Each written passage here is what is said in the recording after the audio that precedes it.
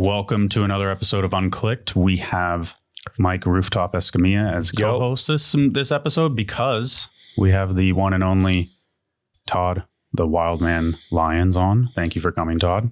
Pleasure to be here and glad we got a rooftop to talk about. Yeah, the local historian. Yeah. As much as Dennis knows about you, he knows about you from a distance where Rooftop, you probably try to keep him at a distance at a point. What the Damn it, Rooftop. Everyone hide back. Yeah, right. As always, thank you to Dale's for sponsoring the podcast. This is a day podcast. I think maybe we'll have one, maybe two, but it is raining, so it's basically nighttime in our heads. So, and we also have Source BMX and Woodward as sponsors. So we're sweet. We're killing it. So is that new? That is new. Both of them? So yeah. Does that mean we can go to Woodward now? I did. I went last weekend. It was awesome. Me and Jason Enns tried to go to Woodward once. We were going to Woodward Tahoe, and it was like a Sunday. All the kids, people. And so we pulled up. I'd already called ahead, and we got to the counter, and the ladies were like, "Oh, we're here," and I gave some names like, "Are you here? Are you picking up, dropping off, or picking up?" And it is the most. It was the saddest moment of our lives. Jason looked at him like this, like. Mortified. Like, what the fuck you talking? I'm here to shred. And it's now the joke, dropping off or dropping off or picking up. Yeah. Usually dropping off. Yeah. I mean, we realized at that point we looked like parents coming to. Sucks. All right.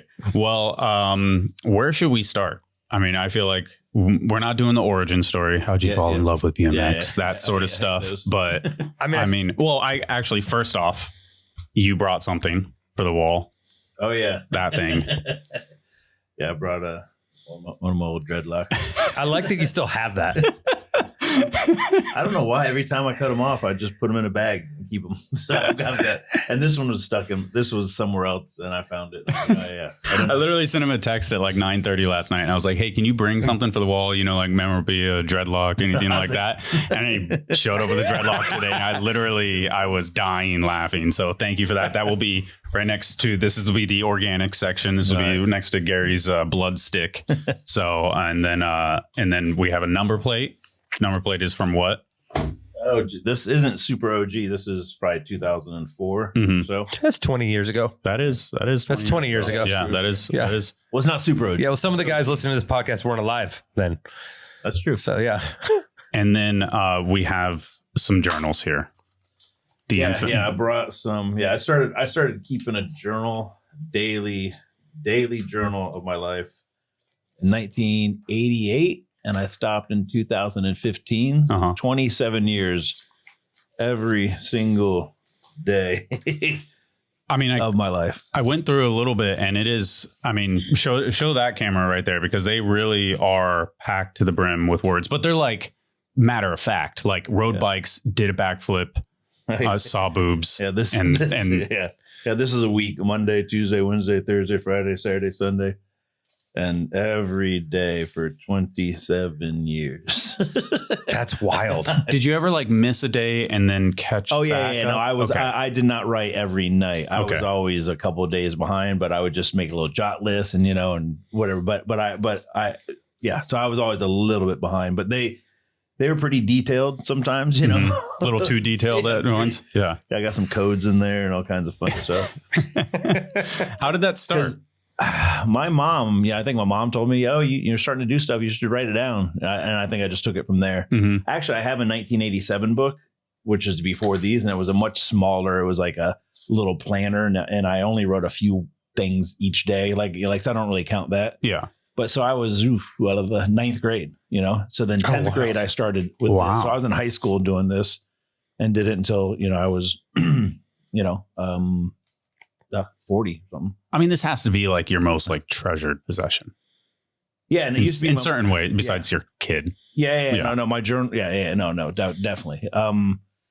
It used to be like highly coveted, where I'd hide them and whatnot, and now it's like, fuck yeah, you want to see what I did? You hear about this story? Because I feel like it's like a statute of limitations. It's like, dude, it's like 2 lifetimes ago. And I used to be able to read it, and I was like, dude, I'll never forget anything. I've got it all written down. And now when I read the old stuff, it's like I'm reading about somebody else because I forgot. You know? And it's like, holy shit, you know, and you try to think you're going to remember all that. And it's like, I remember that name, but you can't even remember the person. But you're like, oh yeah, we did this, and went to this country or whatever, or did this. What a cool thing to do. It is awesome. But a lot of work. Yeah. So I mean, my first backflip, the first time I moved to California, the first time I went to R.L. Osborne's and rode his ramp, the first time, everything. You know, winning the world championships in racing, and the first time I got first job I got, the first time I went to GT, I worked at GT for a few months in '93. You know, just everything is documented. That's crazy. I mean, that is truly is amazing. And then you said you stopped in what year? 2014. 14. And did you know you were stopping? You're like, this is our goodbye journal. I didn't. I don't think I did like a goodbye post, because I started kind of slacking a bit. Like, oh, I'll get back into it, you know. And basically, I was married, you know, and had a kid. Yeah. And then was really busy with working and stuff. And then my life just turned really kind of normal, you know, like not boring, not lame, but just repetitive. You know, I love my life more now than I ever did, but my life is really repetitive. And before it wasn't, and there was shit to write down every day. Yeah. You know, now it's like, you know, I worked all day and, you know, hung out with my wife and daughter. Yeah, my knees hurt. Did it again and again. Yeah, exactly. My knees swollen again. Exactly. So just a lot more. 284 days since I've done a backflip. Yeah, exactly. When was the last backflip you've done? I'm embarrassed to say it, but it was 09. 09. It's been a long while. And I don't think, I'm pretty sure if I put everything right, give me a bike or whatever, you know, I'll go do a flip, you know what I'm saying? But I'm just, my knees got really bad. I got dual knee replacements last year. I got my left knee, total knee replacement in January. And then 8 weeks later, I had my right one done, and they're pretty good now. One of them is still having a little trouble bending. But for the 3 years before that, they went downhill bad. And I just I basically couldn't even jump up like a double, not on a bike jump, but couldn't hop up a curb. You know, curb is 8 inches. I literally couldn't do it. Just bunny hop up. I feel like I remember. Oh, your feet. Yeah, no, I couldn't. I couldn't even like that. Just hurt, and it was just anyway. So now it's like all of that pain and the annoyance is gone, but I'm still not back yet. But sure can wheelie though. I can wheelie. Got to put food on the table.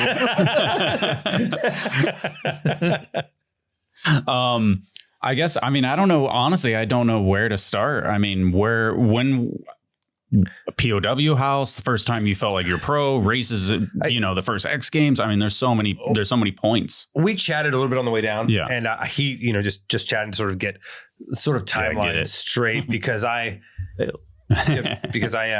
it's hard to remember, you know, I don't have a diary. Yes. But you said something that was pretty interesting. It's a journal. I'm sorry. Yeah. Just like that's the hip sack. It's a purse. Yeah. That's another one. It's a satchel. Another one of my pet peeves. It's a hip sack and I'm careful over those journals though. We're talking sometime around 93. You got on Haro, right? You'd been working at GT 94, and you said that was the first time you were working at GT making how much you say? It was $4.20 an hour. I worked there Monday, Wednesday, Friday, and my monthly check, or I got every 2 weeks, but the most I ever made, I never made more than $500 in a month for working Monday, Wednesday, Friday, you know, $4.20 an hour. And I always had to miss a Friday for a race or something. So I seldomly worked a full work week. And I wasn't there full time. I think I was there like 6 hours a day or something like that. But so I was going to school at Golden West College, working at GT. And that's when they were coming out with the fueler, like we were talking about a little bit ago. And they're coming out with their first ever, we're making a bike for dirt jumping. I'm like, a bike for dirt jumping? Wow. You know, because it was only racing, you know, or freestyle. It didn't exist. Yeah. You know, I give a lot of credit to GT, but you know, back in the day they were the first company to make a targeted bike specifically for dirt jumping. And I, you know, working there, they gave me the first one, and I went up to the what was it, the NorCal skate park.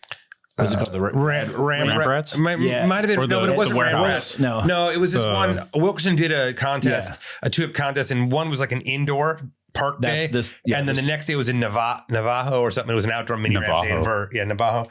And so, I was, because that was that was like one of my, that was the second contest I ever went to. Because I went to the Oklahoma 94 one, and then that was it, right? Yep. Yeah. So, but I went to that contest on a fueler, wearing a dyno helmet. Well, there's photos wearing a GT t-shirt, you know, and it was like, and I was going to be the guy to ride that bike. And nope, I'll tell you. Nope. And it started going. I lied. It started going down that route, you know, where I was going to be, and I was like excited. Oh, I'm going to start riding for GT, and then they're like, yeah, well, you're going to ride for dyno. We'll have you at the races, and you'll be wearing a dyno uniform. I was like, dude, come on. Which is funny because, like, for me, dyno was dope, and Dave Volker was like all dyno, and Dave said the same thing. That dyno was like, oh, come on, man. Yeah, it was like I would just envision like there's the GT factory team, and then there's Todd wearing a dyno helmet and dyno uniform. And anyway, but they started going down that route, and we were starting to negotiate with, you know, I don't think they were going to pay me anything, you know, but they're going to start helping me out because at that stage I wasn't getting really any help besides, I think. But at that stage, it's 94. To me, you were already one of the biggest. Like, to me, at that point, you and Dave Clymer were the coolest things in bike riding. I just assumed you were like some of the biggest pros out there, which seems crazy that it was 94. Yeah. I mean, 94, I was almost getting paid. No, that was 90. It was 93. 93. Okay. But we were popular. Yeah. I mean, we were already in the magazine's full page interviews, you know. BMX is also at a lull. Oh, yeah. Well, yeah. Oh, yeah. And what's weird is living through it, you didn't know that. You know, you didn't. You can look back and, oh, is it a low? But living through it, that's what it was. But anyway, so then out of nowhere, basically Haro approached me and said, hey, and Haro was nothing then. You look at Haro in 91 and 92, they didn't even sponsor a rider. No freestyler, no. Because once they lost Matt, that was it. Nothing. Yeah. So I mean, the early 90s Haro was nothing. Then Haro was getting a push, you know, they were coming back, you know, with Dean Bradley was kind of heading it up, and, you know, Brad Lusky was there, and Brad was my kind of boss at Haro. But anyway, they approached me and basically said, hey, we'll pay you $500 a month. We'll send you to, 15 races this year, flights, food money, and all that. And I was like, fuck, I get to quit my job and I'm going to make more money, being a pro rider. And I was pro. I turned pro in 1990, so I was already considered myself a pro. Yeah. But at that stage, being a pro rider meant you won rate. Like when you raced, you made some money, or you did pro class. Yeah, but it didn't. There was no money coming in, paychecks. Anyway, so they offered me $500 a month, and it was like, holy shit. And I quit working at GT, obviously. And that year, that was 90. Yeah, so that was 94. Yeah, so 94 was when I started riding for them. And that was to be a racer or a freestyler, or both. Both. Okay. Both. The first contest I went was the Hoffman contest, the Chicago Hoffman Estates, which you wore like a football outfit. I used to wear like a hockey. Mm-hmm. No, it was for mountain bike. It was for mountain bike. There's one of me him sitting. It was a mountain bike. No, I think it was for hockey. Yeah. It's in my folders. The one. I dragged them all into one. So it's a black and white. Well, sitting next to Foster. Anyway, yeah. So I'd hit freestyle contest and races, and right there. You can kind of see it. You can kind of see it. But I remember because you tried to fly out of the 6 foot up onto the vert ramp and then just ran into the side of it. Yeah. I remember that clip. Yeah. But so are you already the wild man at that point? No. Okay. Not you were just like Todd 95. Lyons. Yeah. Okay. I was just, and before in the 80s, I was a turbo toad.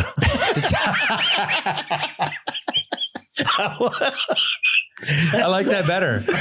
Todd the Turbo Toad. Well, or was it Turbo Toad Todd? They used to announce it at the race. Oh, Turbo Toad out in front, Who came up with that? Well, my nickname was a toad. Like I used to have it on my pants when I'm like 85, and then somewhere along the line it turned into Turbo Toad, and I don't know. I just have I'm filling in the blanks right now where they're like he comes in the room and they got all these people with notepads and they're like, Turbo Toad's out, Wild Man's in. Get dreadlocks. Get dreadlocks. There is a story. I'll tell you the story about how the Wild Man came about, but no, my dad was an announcer. My dad announced at all the nationals, and he didn't come up with the Turbo Toad though. I think it was Linda Dorsey, but anyway. So the first ad, I had it somewhere, but it's not in there. But the first ad that Haro did was a picture of me. It was at the ABA Grands jump contest, 93, right? Because I rode for him 94, but I got on a couple months early in November. And I went to do a no-hander and only did a one-hander.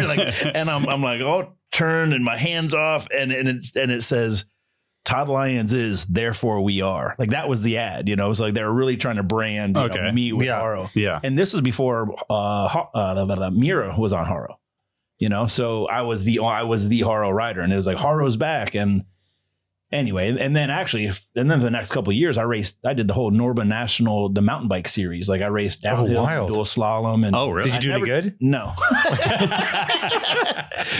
Well, I was all right, but I did a backflip on a mountain bike, and I think it was the first, because I was one of the first people to do a backflip. I learned backflips in 93 on BMX, and then in 94 I was doing them on my Haro shitty ass cross country mountain bike, and they ran a full page ad and mountain bike action. It was actually the last page of it was a back cover. Mm-hmm.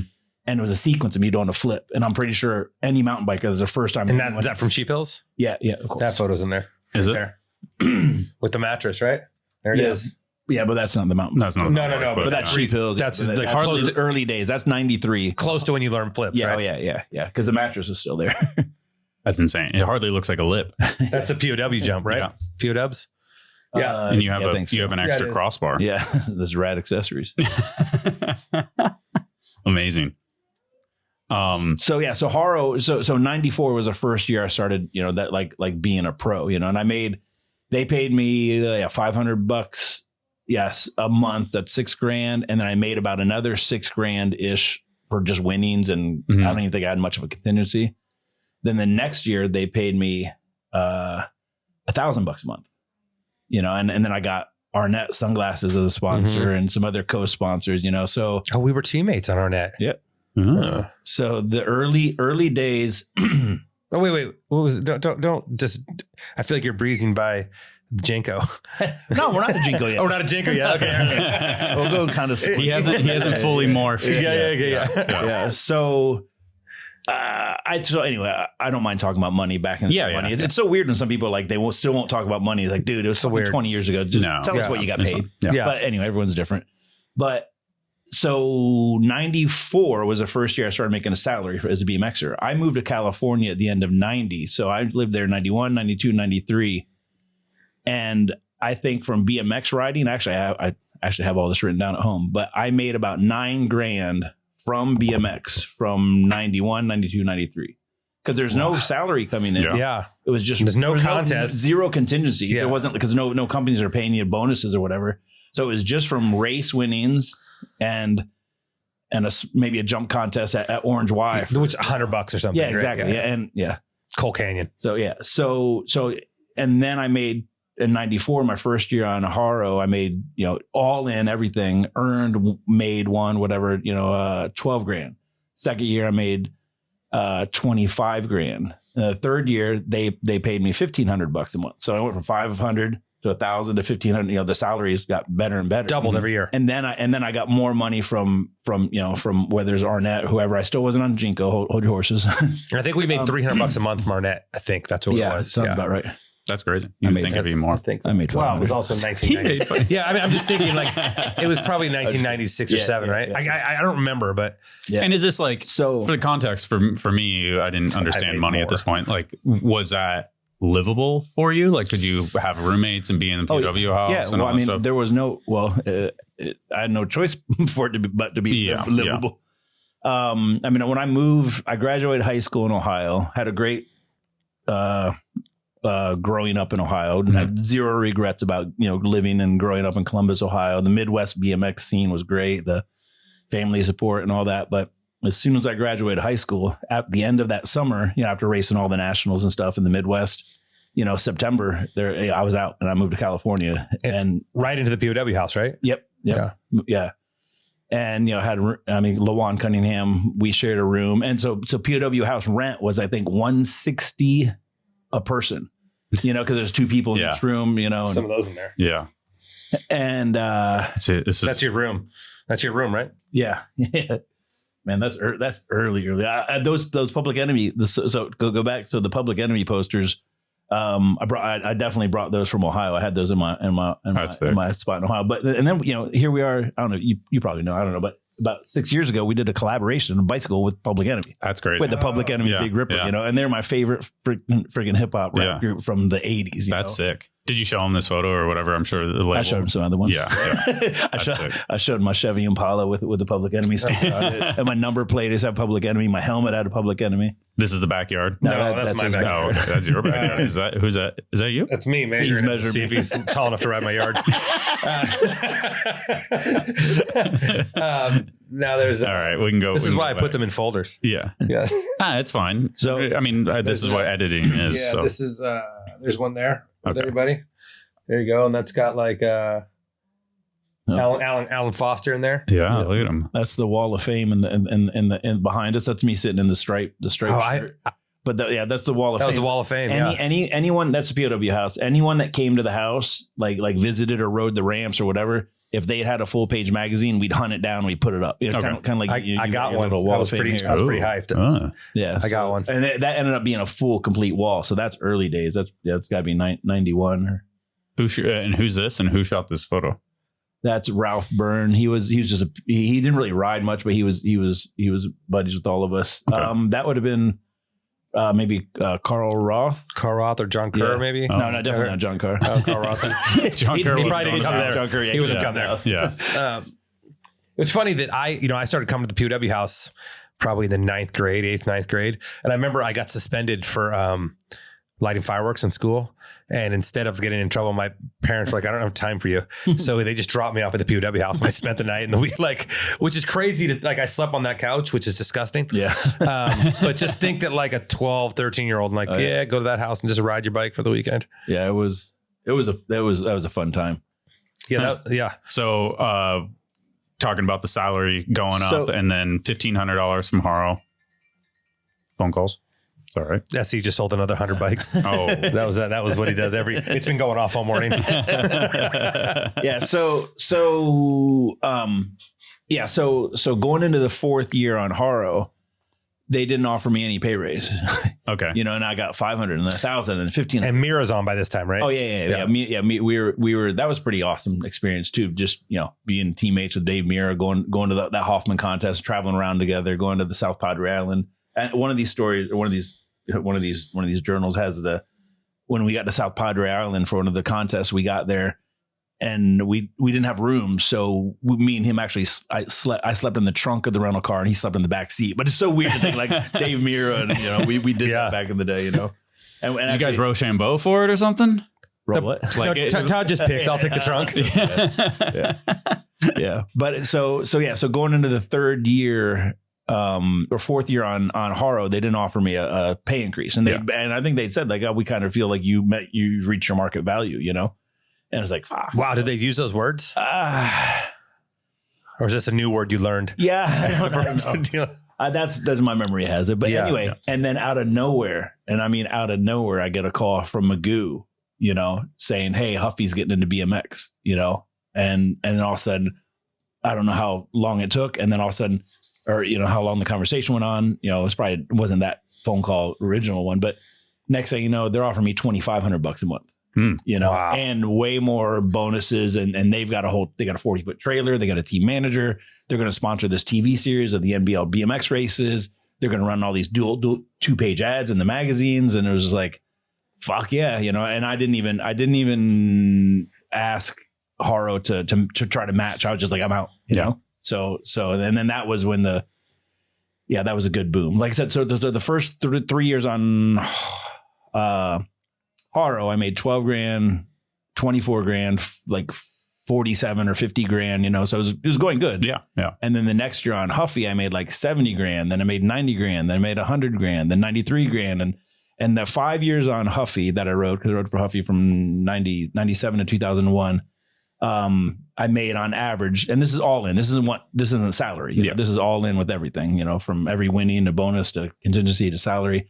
I made about 90 grand a year. And that was pretty good. 25 years ago. That's exactly. Pretty good. Yeah. Yeah, and I bought a house my second year on Huffy in '98 in Huntington. I bought my house for $280,000. And you had who were your roommates? First was Rick Thorne, Darren Mitchell, Emmett Crooms. Oh, because he's Emmett Crooms. Emmett Crooms is Emmett Crooms. Yeah.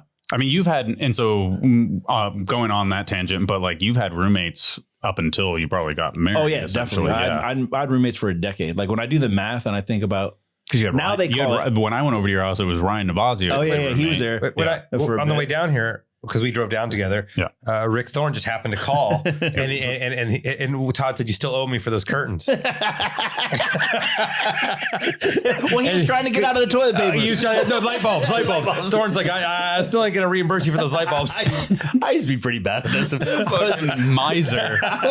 Seriously, because it's a brand new house. Yeah. I'm coming from like not POW house mentality, but living with a bunch of guys, and I still treat it as I'm living with a bunch of guys, like, yeah, okay, I know it's my house and I don't need to put curtains, but you live here in the room, so you should pay for it too, that's how it was. Yeah.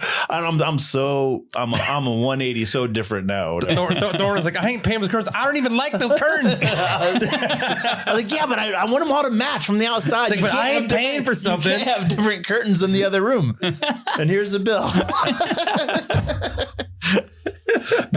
When you got on Huffy, I mean, I know people just assume Huffy is like, they think of it as a cheap brand, but at the time they had a crazy team. It was like Dave Frymouth, Ruben. Yeah, not right at the beginning. Right at the beginning, but it turned into a wild. Who else was on that team? Oh, fuck. Aaron Banky. The Biz was like B team, Huffy, Nasty, Randy Stumphauser. Dave Frymouth. Yeah, Frymouth. Ruben. Yeah. And you actually helped Ruben stay in America. Is that right? Yeah. So I'm not sure. This would have been. And we're talking about this Ruben, that Ruben there. Ruben Alcantara. Yeah. So Ruben actually didn't, I don't know if you ever caught it, but he talked about it in the Overclick, the one we did at Battle of Hastings like 3 years ago or something. He actually talked about how pivotal that moment. Todd has never seen anything overclicked before. So I'm underclicked. Yeah. I think I have a very good photo of my house of being underclicked. If you'd like to pull it up. Go ahead. Yeah. So that was my memory of that is being at Mira's, one of his ramps. This podcast is brought to you by Source BMX. Officially the world's biggest shop. They run one of the best jams of the year. Mm-hmm. They have a distro in America and in England, so they are worldwide. And one in Germany. And one in Germany now. They're just growing and growing. They have one of the maybe the sickest team in BMX now all of a sudden. And they have I think this feature is pretty incredible on the site is the bike builder. You can go in here, you can build it off of pros bikes. They have Smiley's bike, they have Stark, Garrett Reynolds, they got Rayford, Mills, and then, kink build if you're looking to do that, custom BSD build, street, park, trail, and then you go ahead and go in here and you can modify it and change your frame out. Cool. So their website is high tech. It literally is. That's so cool. You go ahead. And they got everything. So if you don't got a bike shop with everything right by you, here's your online bike shop. They deliver all over the world. Mm-hmm. Best prices, best deals in every part. Shout out to Source BMX for sponsoring the podcast and being a huge supporter of our BMX from the beginning. Since day one. Yeah. And now a word from... It's kind of crazy that my dad broke his bike. He broke it? And he rebuilt it. Yeah, that happens. I did do that. So shout out to Source, shout out to Woodward, shout out to Dale, shout out to Cannon Appleby and his busted nose. Thank you guys for supporting the podcast. Shut up, you. Jeez. All right. Thank you, Bug. I love you. I love you too. All right. Bye. And yeah, so seeing him ride, and I can't remember where else I saw him ride, but being at the skate park or at the bike park at Mira's. And that's for his unclicked as shit. This is the new thing, unclicked as shit. That's not clicked. Yeah. that's my old yard. Anyway, so he was like moping around and like literally like, and he didn't speak much English, and he was like, I have to go back. I have to go back, and he's gonna, go back to Spain, and he wanted to stay, and I'm not sure exactly how it all happened, but I was basically, I felt really bad for him. I was like, dude, this fucking dude is good, you know? And then I got a hold of Rich Vidiello at Huffy and said, hey. This is before he wrote for Huffy. Oh, yeah. No, he was just a guy. He was just some immigrant. He was just some poor immigrant. Yeah, exactly. And like literally about to go home. And I think he may have even, he broke his bike. He broke his bike, I think. But go ahead. It was just, it was just a really, you know, I was like, man, you know, and I don't know if I got on the phone right then and there or whatever, but I talked with the main guy at Huffy, you know, that wrote the checks and stuff. I was like, hey, this guy is really good. If we could help him out, you know, and I'm pretty sure the X Games were like the next week or within 2 weeks or the next month. And I was like, hey, he can get an invite, you know, maybe I don't know if he'd already been invited. I was like, if we can just get him to the X Games, he's been invited. Just if we can help him out and get him there, and that's basically, and you know, and it happened, you know, and he said that it was like a box of a bike and like a box of stuff and like a check for $500 or something was like what you basically delivered him, and he broke out in tears when but he got I remember crying. I remember some tears. Yeah, but he got him to be able to stay in the country.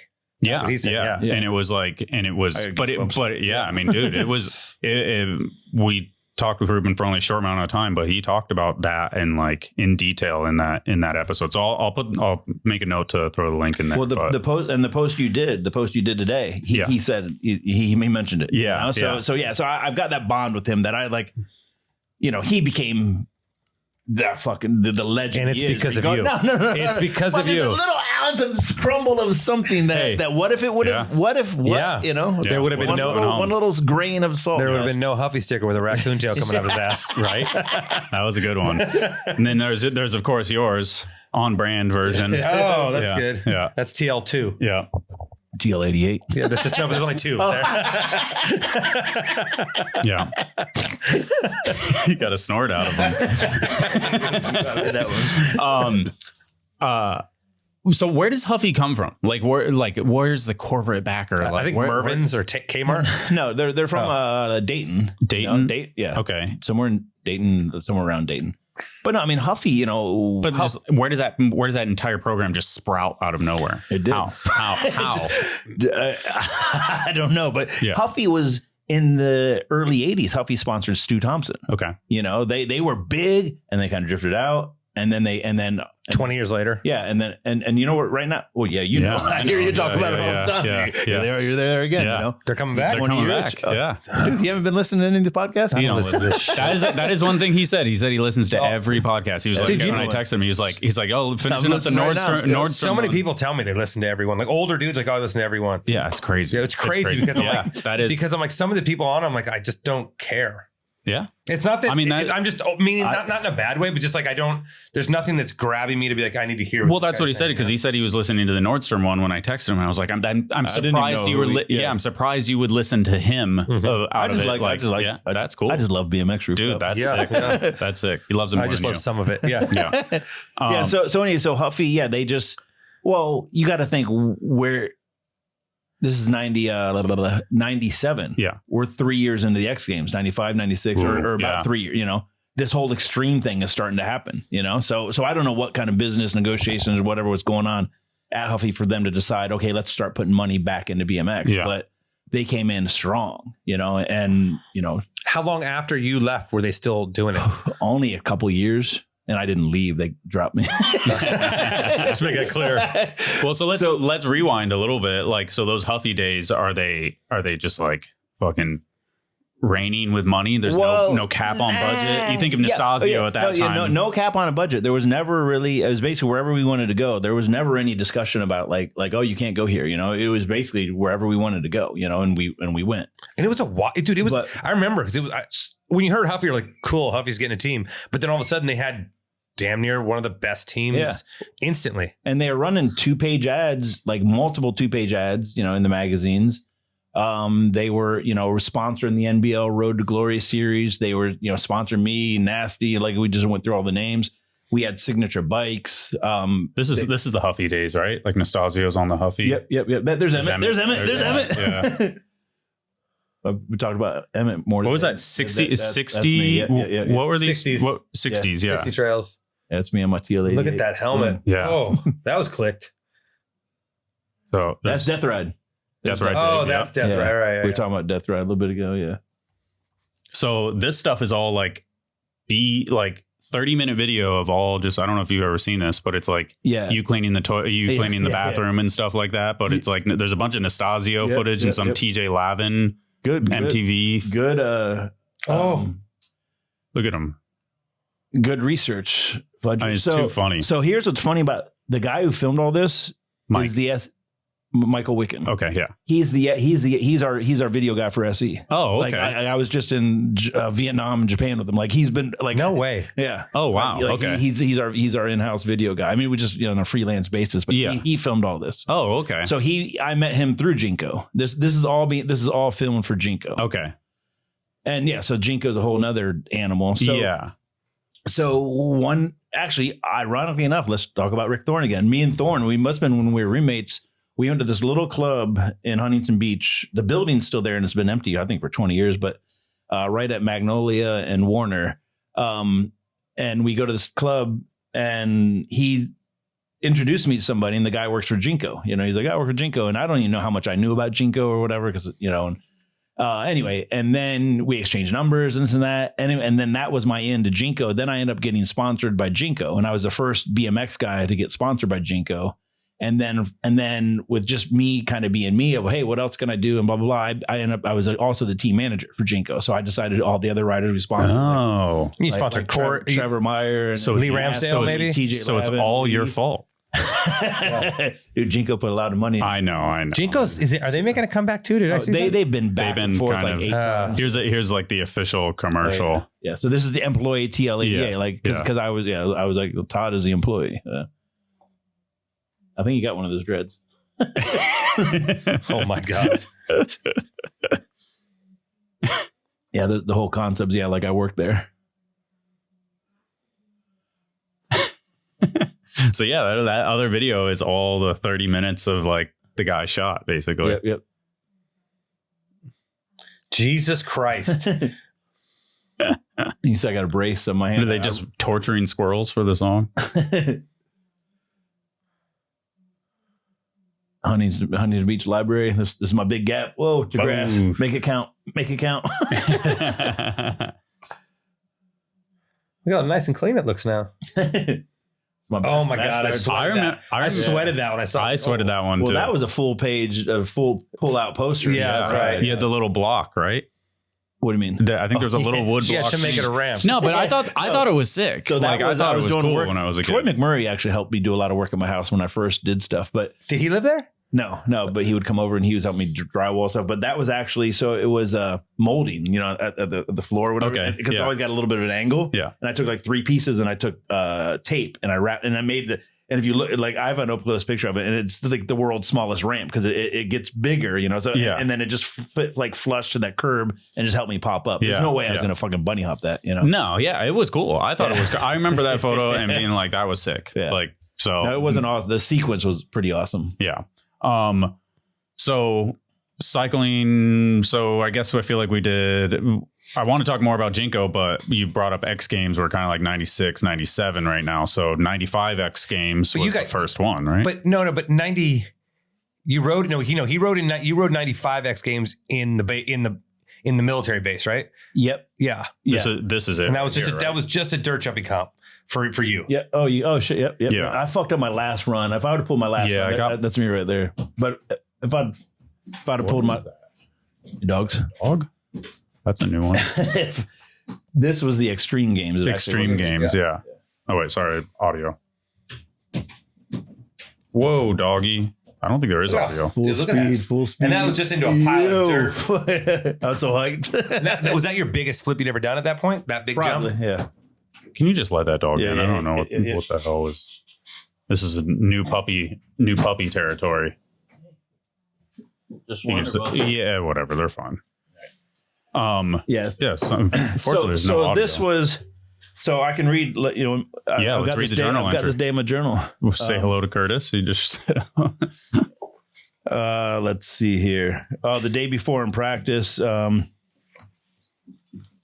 here, the day before practice, woke up. We ate in the cafeteria. So the first two X Games, they put all of the riders up. We all stayed in dorms at this like local college, right? Like every fucking athlete. And it was so awesome.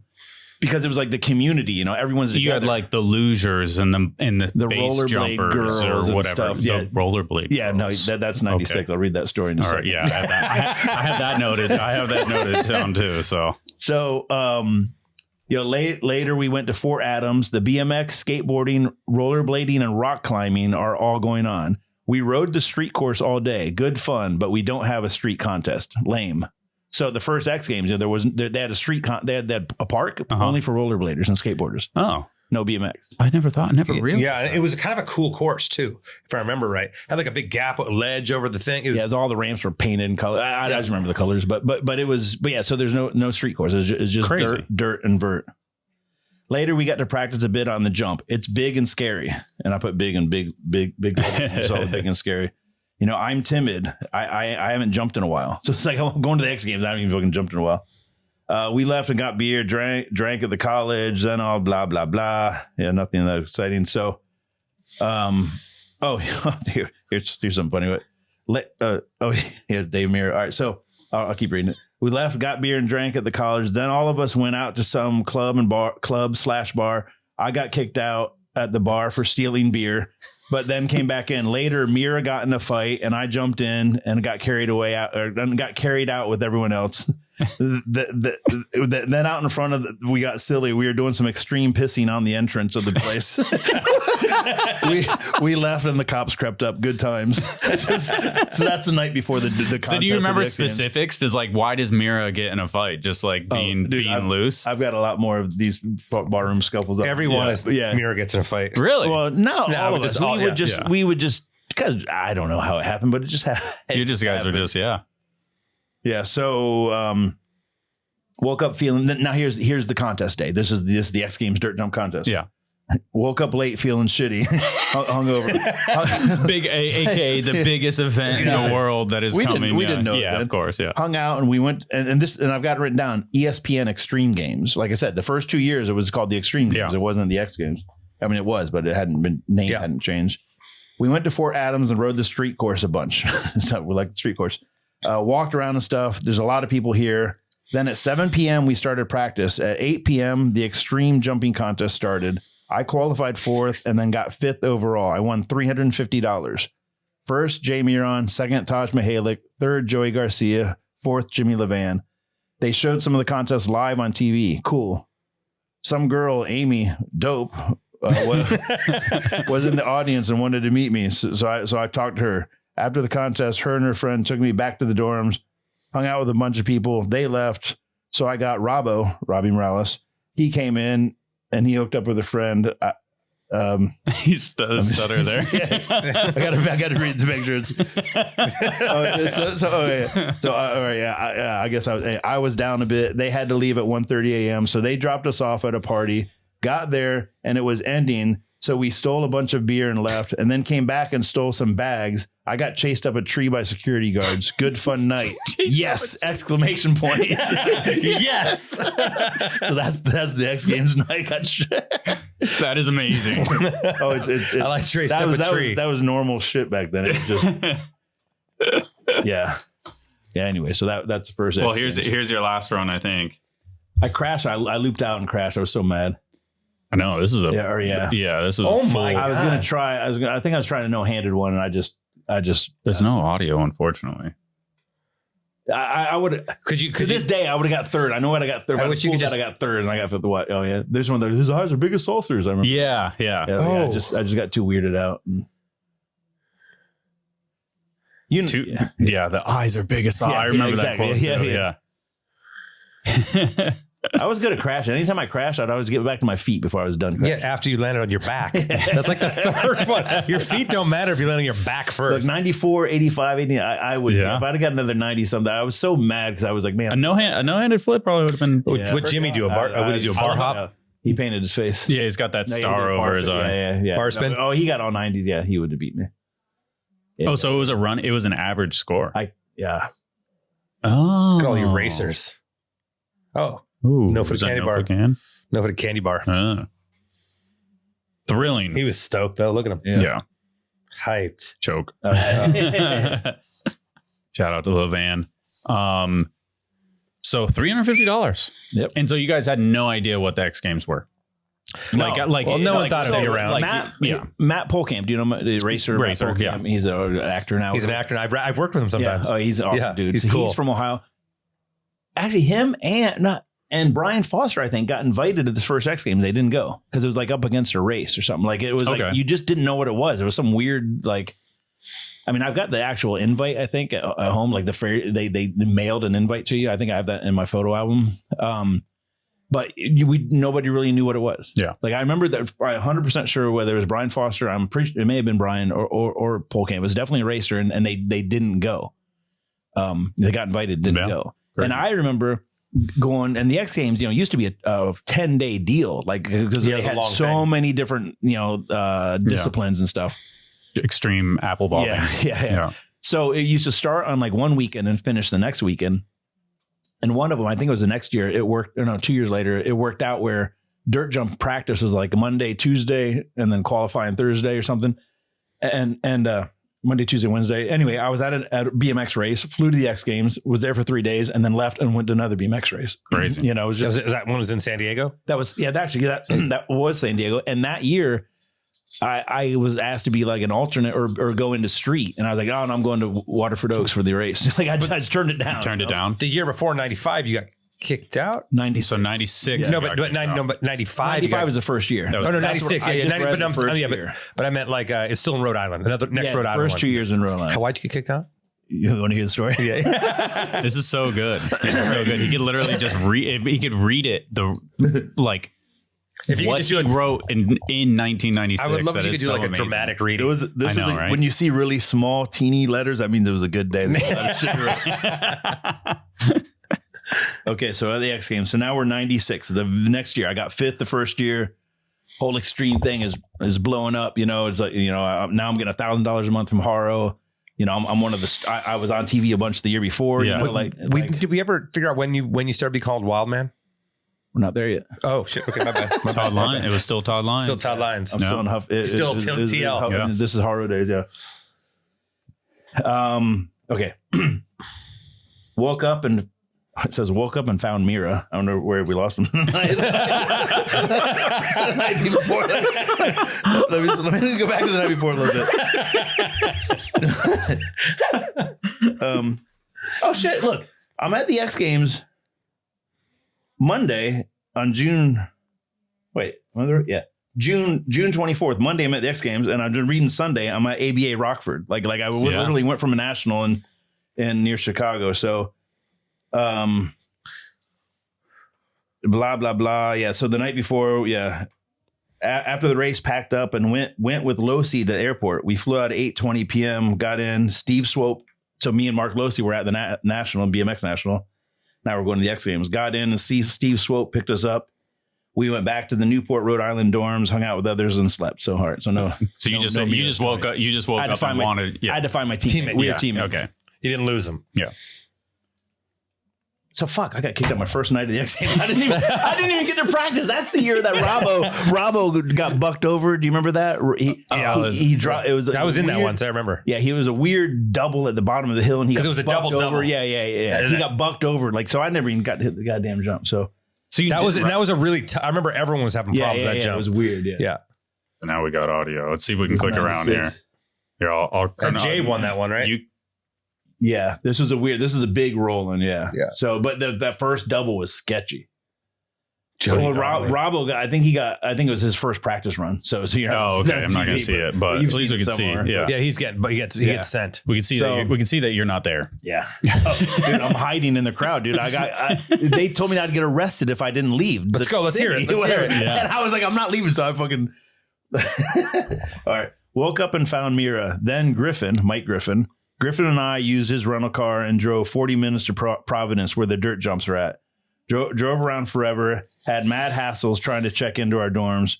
We put our stuff out there, and then we drove all the way back to Newport, Rhode Island, and watched street qualifiers, crazy crowds.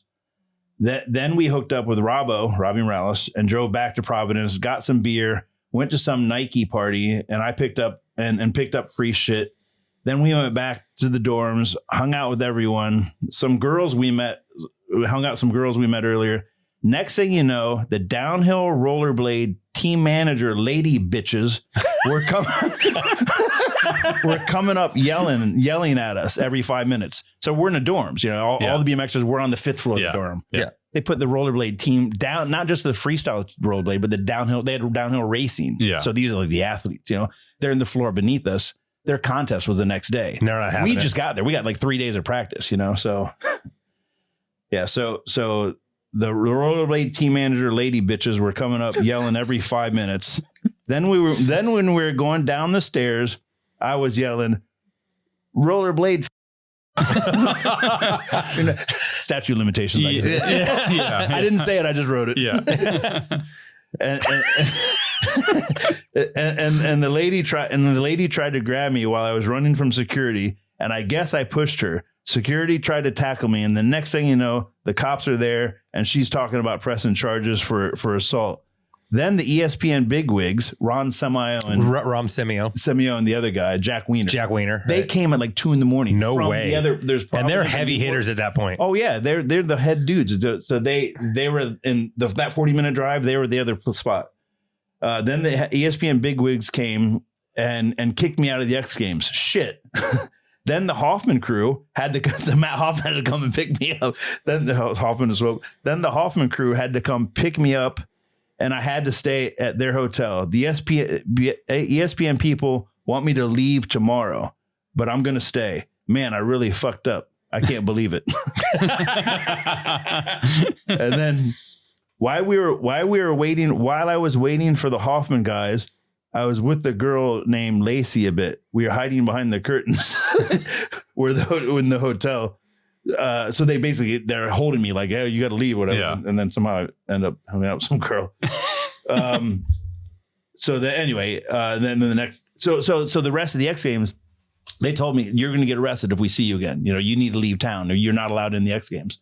So I had to get I went in there with a hood on, and I borrowed somebody else's pass. They took my pass, and oh man, that sucked. Because I had to call Haro. One, my parents. Yeah. Todd, when are you going to be on TV? And all, because I went from the year before, we just saw on live TV, I think it's the Saucers, and I was one of the guys they profiled, and then I got kicked out, and I was like, dude, is this all over for assault? She didn't press charges, but I was allegedly pushed. Yeah. Oh, and then when the security got up, the security guard was bleeding. When he tackled me, he hit the wall and slid down the wall, and he was bleeding. I was like, oh. Yeah. Anyway, but I thought literally, I was like, I think there were so many X Games categories. It's just extreme security guard wrestling, right? Yeah, it was everything. So anyway, making the call to Haro fine. I think they just held my check 1 month. They fined me. That's amazing. Yeah, like an athlete. Yeah. But my it sucked. What'd your parents say? I can't remember, but my dad Turbo Toad were so they helped me write. I mean, we're so disappointed. I wrote an apology letter to the X Games. Sent it to the X Games. Yeah. So anyway, then I was back in the next year, and then that's the year I was wearing in San Diego. I was wearing my sunglasses. I take my helmet off. I had all my dreads out. And then all of a sudden I was one of the guys again. Yeah. But I thought it was over. I was like, dude, if I never get in the X Games again. And they were like, you cannot be in the city, or if we see you, you'll get arrested. In the city, they own the city. They just didn't want him on the venue at all. And I slept in, and they kicked me out of the dorms. And we didn't have any money back then, really, but so I for the next 3 nights, I slept in the back of Robbie Morales' Bronco, like right in front of the dorms. He parked right there. Yeah. Yeah. So anyway, that was that happened. Amazing. And I have one of my trading cards. Like it says, there's one from but it says for the accolades, it says first person to get kicked out of the X Games. That still is one of my funny things. That is hilarious. Yeah. That is amazing. Hoffman got kicked out of the first X Games. How? Because he told the story. My accolade. Yeah. Oh, sorry. I ruined your shit. Never mind.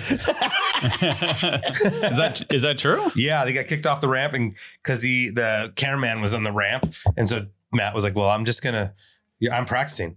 So I was going to air around him, and they kicked him out, and he had to sneak back in, and they had to. Oh, okay. But he didn't. You got like banned. No, you got banned. Yeah. The head honchos. Yeah, dude. That was. So you're still good. I'm good. I'm good. You're good. So 2-part question. How many X Games did you? When was like your last X Games, and then what was your best placing at an X Games? Both of those have the same place, but it wasn't for dirt. So I did X Games in obviously dirt plenty of times. And then I did snow mountain biking. Like I routed. They had Winter X Games. Was that on Snow Summit in Big Bear? Yeah, it was so goofy or whatever. But I didn't do anything there. But and then in early 2000s, they had downhill BMX racing. Oh yeah. And when it was at Woodward West, and actually I was riding for SE Bikes at the time. So it was 2004. I got 4th in the downhill. Oh, wow. Okay. So you rode a lot of different events, like obviously dirt. I mean, the mountain bike stuff is whatever, but you also rode park a bunch and then street at the time, but park. Which X Games were you in? Were you in park in any of the X Games? No. Like I said, I could have rode that second San Diego one, but it was, like I said, I wanted to go race. I saw this one that was pretty interesting. 2001 Australia. Oh, 360 flip. Yeah. I don't know if my time code. Yeah. Is that you, Todd? Yeah. Would you cut your hair? No, it's in there. Oh no, I did. That's 2000. Yeah, I couldn't. You had tiny dreads, I think. Yeah, no. Wow. Did you ever pull those? No, almost. I never pulled one. Almost. It's a little short. Yeah, I think they filmed my head. Yes, yeah, I'm good. Oh yeah. Yeah. You get the same haircut as now. There you go. I haven't aged a bit. Yeah, you look the same, bro. But yeah, I thought that one was because 360 flips at that time. I think you were one of the first to try it too, right? Well, yeah. No, it was like Zach Shaw or something. Zach Shaw and then Kenny Harkin. But you tried one over the hip at Marina Valley in 1990. Yeah, there's a photo of that. Sure, yeah. That was all wrong because I was trying to. Yeah, but that would have been like a 540 or a 450. Would it be? No. I did put them back in the folders because you yelled at me. So, but they weren't. It would have been one not in a folder. Okay, so This podcast is brought to you by Camp Woodward. Yeah. All the Woodwards, Woodward West, Woodward PA, Woodward Tahoe, and Woodward, Colorado. I've been to the 2, Woodward West and Woodward PA, and they are amazing. Yeah, I went to Woodward West with this young gentleman right here. Over the weekend. We had a great time, right? Yes. Yes. There's a dozen in a place that looks nice. There you can ride bikes. Yep. Have fun. Mm-hmm. Truly did. It was actually 2 days of just messing around and riding bikes and jumping on trampolines and doing little parkour stuff and checking out some snow. It was honestly a cool weekend. The snow was cold. Snow is cold. And right now you should say jinx because you say it at the same time. That's jinx. True. Too funny, dude. But you can go on the website. Yeah, see the visiting pros. See all the. You can do camps throughout the summer as a kid, but you also there's adult stuff in the off season. There's tons of different stuff. Tons of visiting pros. Just endless stuff to do at all the camps. They're releasing the visiting pros as the summer goes on or gets closer. They have Nyquist in August that they're releasing, and they got a street dude, they got a ramp legend in there, and then somebody has to look my tricks. And we do love your tricks, dude. So thank you. And then Woodward West has a pretty crazy deal right now. You can see it up here on the screen. Not $1,500, not $1,300, but $1,000. So. For a whole week, that's food, lodging, every type of ramp, foam pits, everything. It's $1,000 a lot. $1,000 is a lot, but for summer camp, it's really not too bad. 50% less than $1,500, so that's a lot of money. Yeah. So super good deal. $1,000 is a lot when you're a 6-year-old, almost 6-year-old like you. But for a parent that wants their kid to go somewhere awesome, it's a good deal. Yeah, and they have every camp literally, and something that I didn't really realize is that every camp has just ride nights, so you can go ride for $30 or $40, go session, jump in the foam, whatever you want. When we just got here, so when we got there, they just let us in when it's not supposed to be open yet. Mm-hmm. Because they do weekend things now. You can do weekend camps. There's not just the full week summer camp anymore. If you're an adult, you can go with your friends. There's like a bunch of different options now. So there's an event in PA later this year too. So a bunch of stuff going on at Woodward, and thank you to them for so much for sponsoring the podcast. We appreciate it. Yep, I've gone there. I don't even know how many times, and I can't wait to go back. The hotel? The hotel's cool too. Woodward West has its own hotel. Woodward East does. Tahoe and Copper look amazing. I want to get out there. Let's all go. Let's go next weekend and the weekend after and the weekend after and the weekend after. Or do you got plans? I don't know if we have plans. Then we got plans now. Thank you, bud. You're actually a pretty good podcast host. You brought up the hotel on his own. Yeah, we forgot about that. Yeah, thank you, dude. Thank you. You're All right, welcome. back to it. Thanks, Woodward. Let's see. There it is. Oh, There it that is crazy looking. Yeah, and you tried a few of those. So that's on video. That's on one of the videos. Yeah, it's like And a 270 I flip. landed. Yeah. No, it's 450. Oh, 450. My bad. That's what was my problem. Like I was like, oh, I'll just do a flip and turn a little bit. And on the video that I landed on my ass right on the coping, and I was in school. I was in college at that time, and I remember being in class, and I like broke my ass. Like I really like I never was in that much pain before. I don't think. Damn, that is. I mean, that's a full send. They called that in the magazine that was in BMX Plus, and they called it like the headless horseman or something like that. And actually, that's a jump that Scott Brayhop that used to ride for SE that started SE racing, SE bikes. He had some jump named that or something. So totally ironic that 15 years later, I'm running the SE brand. Yeah, that's crazy. Okay, so X Games kind of. Is there anything else notable for the X Games period? I mean, I guess what point did you said you kind of alluded to that in the 96 that it was a big deal at that point. Did it really just like immediately after the event, you're like, holy shit, this is like a new era of stuff? Well, I know that anytime they re-aired it, well, actually, with when I lived with Thorne, anytime they would re-air like the X Games or like the MTV stuff we were on, we'd go out that night. let's go out and show ourselves off. So yeah, I was like, yeah, we made it. But no, that was when just BMX was on TV so much, and like I said, and the. The third X Games, the first time in San Diego, where they had the downhill jump, like it was like a jump on the down, double. Yeah. And that was like, that's where I was just eating it up. You know what I'm saying? I think I had my sunglasses tucked in somewhere. So I'd come, I wasn't jumping. It was at night, whatever, but I'd come across, take my helmet off, and I had all my dreads bleach blonde, I put my sunglasses on, I remember going like that in my beard. So I'd be like with the camera, I was just eating it up, know. But people love, anyway, you know how it is. Yeah. Yeah. No, Todd, we do not know how it is. That happens to me all the time. Yeah. Podcast. Or no, you know what the TV like. Yeah. So and that was again where JNCO has sponsored me and Arnett and a bunch of different companies. Yeah, I think I had like 8 different co-sponsors, like checks coming in every month. Like that was when it was just flowing. Yeah. Okay. So what was your best year? Like you said, like 99 or something. You had like 90K with Huffy. Yeah. For 5 one of the years I got over 100, like 101. I was like, yes. Yeah. I don't remember. It was probably 2000 or 999, but I don't remember like, there wasn't any key thing that made that happen. It just happened. What about being teammates with Nastazio at that point? Because I feel like that is like in that footage is like Nastazio was. Yeah, he was because he just came around about 97. Because 97. Not 97. Whatever the first year of San Diego was the first time I met him. So it wasn't too much before that. Yeah, I thought he meant on Huffy. Yeah. No, just that he was like really, he started coming out. Yeah, I remember hanging out with him at that contest. But yeah, we weren't teammates. So we became teammates in 98 or 99. But then, his you talk about fucking eating up the cameras and stuff, like he knew what to do, what I'm saying? The cameras loved him. Here we go. Oh my God.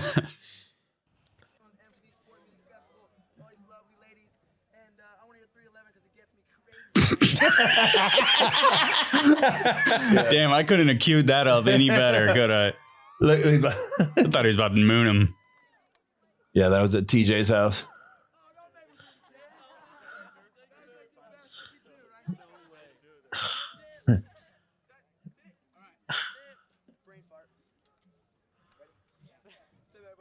Nastazio here live at Music Festival. I think music and BMX go together because it's crazy and it's going to be a lot of gorgeous ladies like this. Like this chick. The first one was better. Yeah.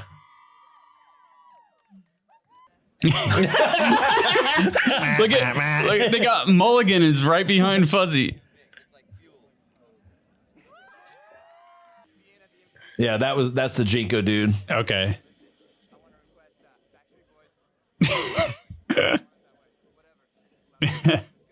Yeah, so it was that Ashton Kutcher there? Yeah, that's that 70s show. Oh, that's a dude who's in prison now for rape. Oh yeah. Yeah. Shout out to not that guy. Oh, and Mila Kunis. Oh, wow.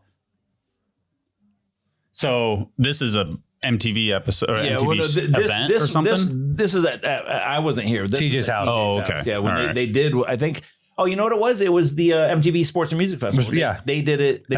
They did it in Austin. They did it in Memphis or Nashville or whatever. And then the next year they did it at TJ's house, but it was a smaller thing. Oh, yeah, it was a small invite. Whoa. Yeah, that was Behringer. Front flip. Yeah, obviously, it was better. There was no one else that could have been. So Nastazio at this point, is he a friend? Is he like just on his different wavelength? Like obviously he's younger than you. Yeah. Yeah, no, we were totally friends. Like we traveled a bunch or whatever, but I don't think we didn't hang out that much outside of like because I think he's living in Huntington Beach at the time. That's probably living with Sean Butler or whatever. But yeah, no, we definitely. Ooh, that was timeless right there. Hold on. So, yeah, we'll go ahead and enjoy that one again. Turn down a no-footed 3. And then that looked like it was to flat too. It doesn't matter. Oh, it's funny TJ that like on home turf. Oh, great filming. Ruel. Was that Ruel? I don't know who else. Yeah, it had to be on. Ruel or Corey. Oh yeah, they're probably nasty actually. Crazy time period. So I because you guys are on Huffy and JNCO together. That's kind of why I'm asking. And Arnett. Yeah. But yeah, no, we were buddies. We were always buddies. Yeah. But I don't think we had much in common. You know, especially once he moved to Riverside. Mm-hmm. You know, and it was the Stephen Murray era. You know, of them just living up their superstardom. You know, and spending all their money and just being doing stuff they probably shouldn't be doing and blah blah blah. But yeah. Like what? No, I'm just joking. But I can't, like, if somebody says, oh, what was your best year or whatever? What was your most, it's like, oh, I can say when I made this year, I made the most money, but I can't think of like the best year. I think of just the Huffy years were awesome. Yeah. Okay. We did glance over the flip and race phase. Is that what we're talking, or have you kind of flip?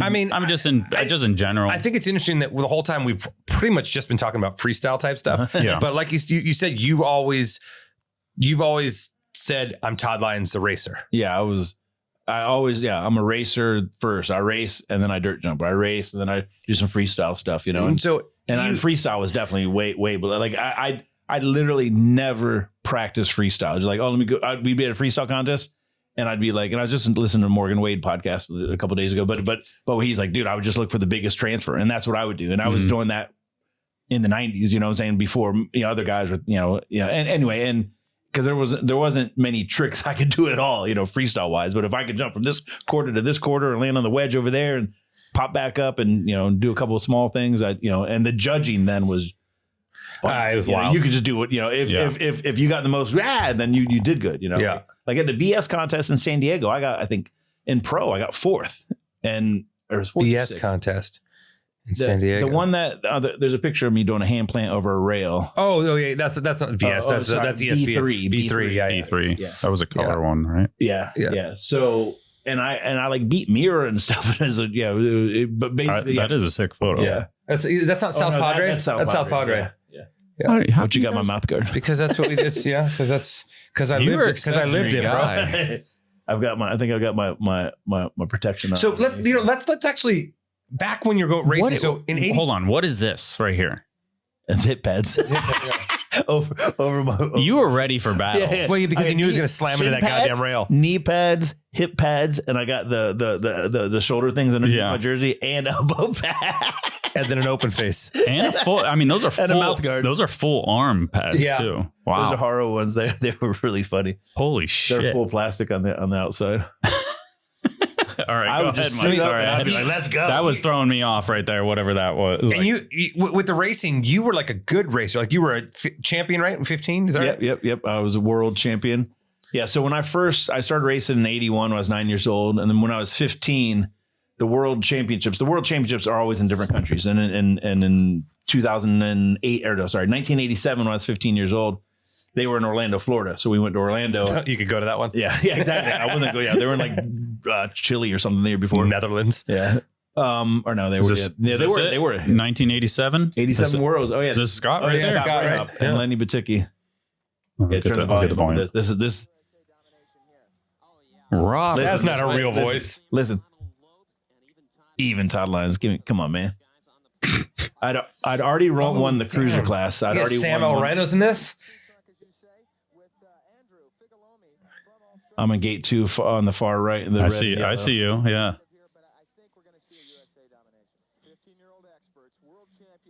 Damn, how did I? This is crazy. Google is great sometimes. Yeah.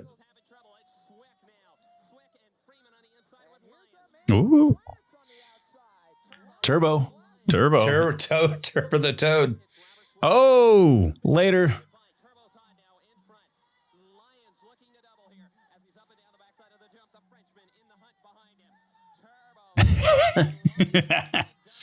drop Toad at this point. World champ. Yeah, there's an interview after this. And even Todd Lyons. Yeah, so I won the 14-15 cruiser class before this. So that was I won double to the world championship. Wow. which No is- way. Yeah, they go down to the interview now. Later on, he's going to save my company. Oh, yeah.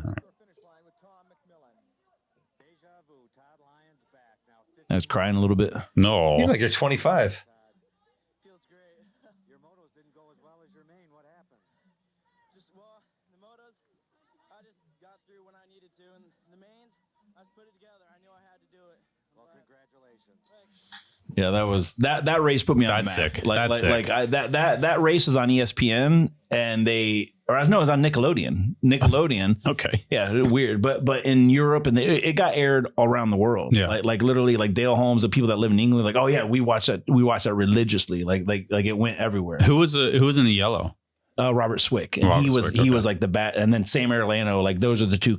I still lived in Ohio then, but they were like the California guys already in the magazines. Swick rode for GT, that yellow uniform. Sam Erlano rode for Mongoose. Brian Lopes was in there, and he rode for SE Racing, SE bikes.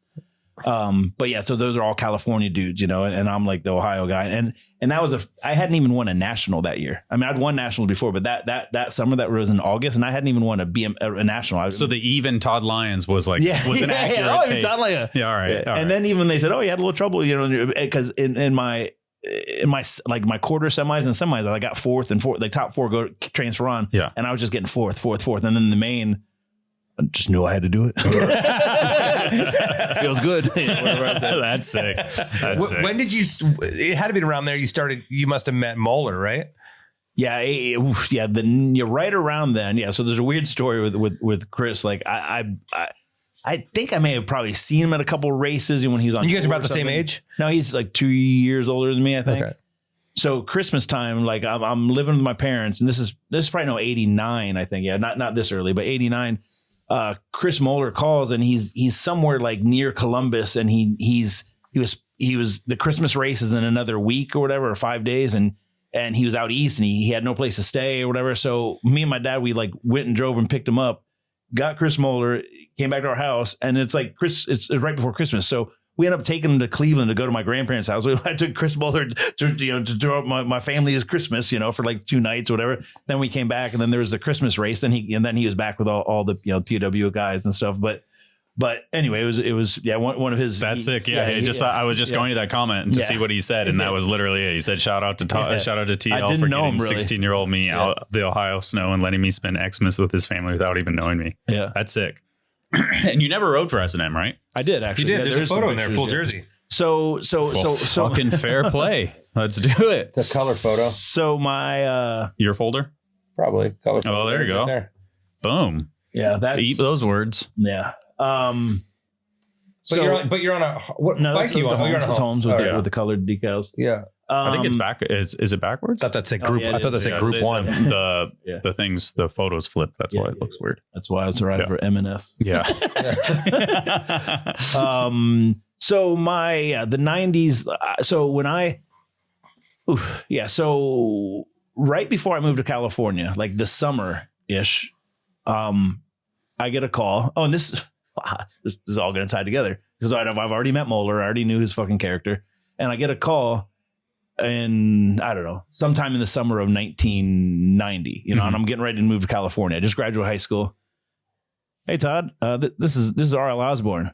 I was like, come on, Moeller, this is you. You know, seriously, I totally thought it was Moeller. Come on, you know. No, anyway. And it was R.L. Osborne calling me and saying, hey, we'd like to sponsor you. Because I really didn't have a great sponsor at that time. But anyway, so, you know, hey, we want to sponsor, you know, I want to sponsor you for Bully. You know, you're moving to California. You know, once you're out here, I want to get you really hooked up with Bully and have you as our, you know, racer dirt jumper guy, you know, for Bully.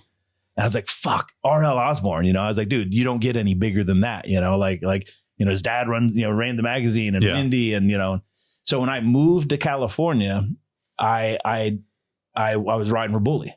And if you go to the photos from the La Jolla contest, the hand plant and stuff, There's a La Jolla one. there's other photos. Yeah. So there, that's the Bully shirt. Oh yeah. Yeah. I'm actually riding an S, and this is March of 91 ish. Anyway, so. And also, this is the first time. Well, I guess people have done tried them on vert, but this is the first sort of street hand plant. Am I right? Oh yeah. So I'll go back. Sorry. There's also a whole La Jolla folder I made. Yeah. There's. Okay. So anyway, so I moved to California riding for Bully, you know, and then one of my There you go. 360. Dude, I sweated this 360 Dude, behind the back. they were steezy. They were cool. Yeah. Oh, I love those. I would just float. Dude, I mean, like I said it before, like that. Seeing the no footed, like if you watch Ride On, you had some clips in Ride On from this, but you and Climber were like what I thought the coolest thing about BMX. I gotta say the timing of this photo is rather incredible too. Yeah. Who's that? You think? Chris Day, maybe something. I don't know why I think that, but Yeah. That's sick. And dude, this clip, I'm pretty sure this or just a different clip of this same trick, but the hop, jump to the ass, no footer. Yeah. So this is a long box. This is like a 15-foot long box. Yeah. That thing was like 2 feet. Oh, you know, okay. I was like, off, but that is good. It was the ramp, right? Yeah, it was a little ramp, but I went to the side but but the straight hop the straight hop into it is sick. I love hop to no footers. But you land no footed. No one else does that. Yeah. That this one too, because look, you can see I just got onto the ramp. Yeah, you know? it's right there at the corner. Right wow, it's wild. So here's so this is who shot these photos? Rooftop. I don't know. Yeah, I don't know who shot them. Is that a nose bonk? No footer? Probably. I don't. I certainly hope I wasn't doing no footed air. Look at Lawan behind me. Yeah, looking terrified. That's sick, dude. What a scene! People on the roof. Wait, is that 9? Wait, look at that knack. Oh yeah, I posted that the other day. I like that one. So that is 91. That's the best. Dude, one, that's though. so sick. That right? is sick. Okay, you ready? I'll read this day. You ready? Yep. Yeah, it's so crazy. Just she was that number. 2 hip meet the street. We all went to San Diego, and whenever in this area, whenever I say we all, it means the POWs. I was living in the POWs. Okay. We all went to San Diego for a street contest. They had some cool shit. I entered in the good class, which is basically expert. Mm-hmm. I qualified first and then got first overall. We had 2 qualifying runs and 2 final runs. Second was Eben Krakow. Third, Dave Clymer. 5th, Spike Jones. I don't know who got 4th, but Spike's. Yeah. 5th, Spike Jones. 6th, Fuzzy. I pretty much pulled hand plants over the sub ramp. It was pretty bitchin'. I'm going to be sore. Could have been written any day until I get there. I'm going to be sore tomorrow and the next day and the next. And the next. Yeah. So, and then earlier that in January, when we were talking about R.L. Osborne. Oh yeah. This is pretty cool. There's an RL folder. I rode to the bank, deposited money. This is January 17th, 1991. Then came back and ate, rode a bit with Dave Clymer and Anthony Reyes. Alan Foster, Lawan Cunningham, and I went to Bully at 5 p.m. We rode with R.L. Osborne, Perry Mervar, and Mike Daly. I learned how to catch air. Like I'd never caught air like on a ramp. Yeah. So that's RL. That's actually Dominguez in the middle. But you can see the other photo. You can see the ramps they had up top. Yeah, that's sick. But I'd never like literally. I mean, anyway. So this is after the La Jolla ramp.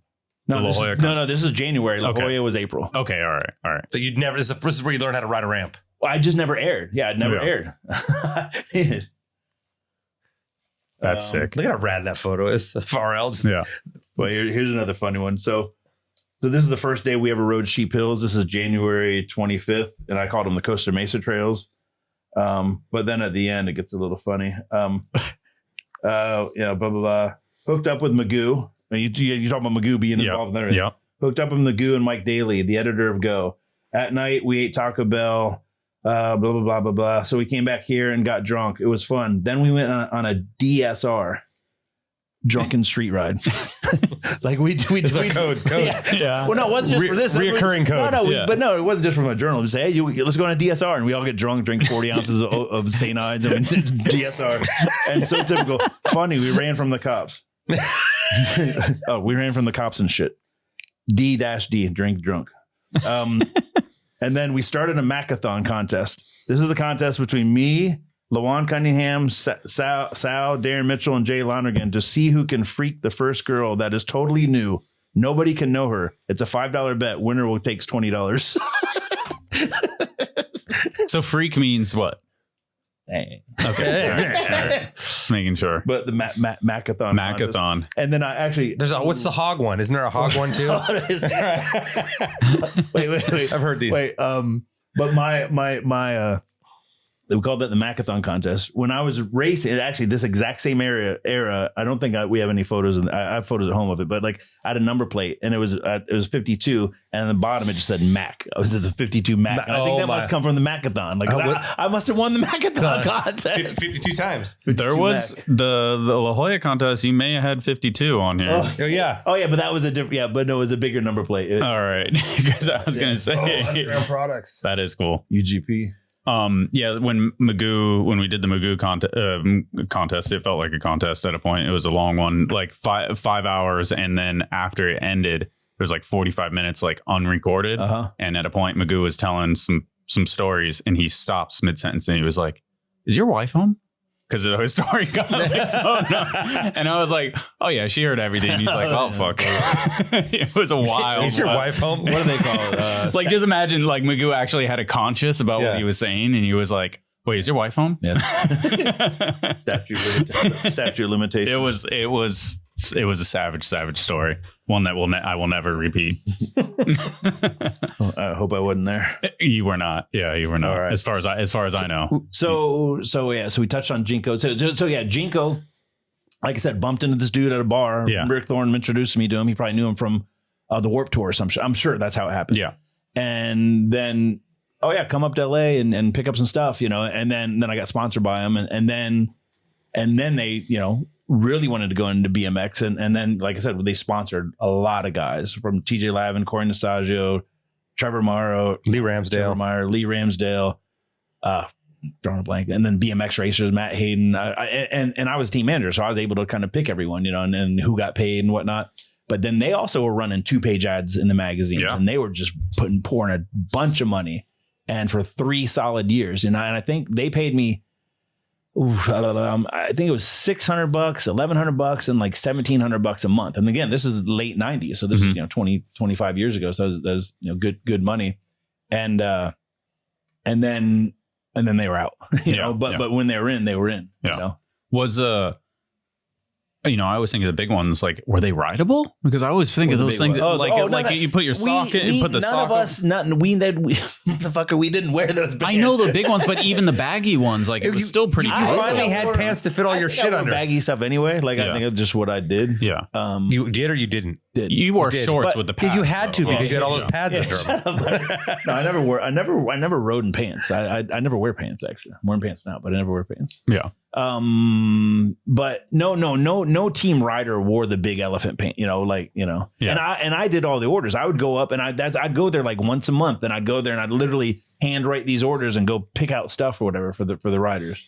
But yeah, so I ordered everything. So I feel like there's like two sides of you. Well, there's like the drunken street ride Macathon.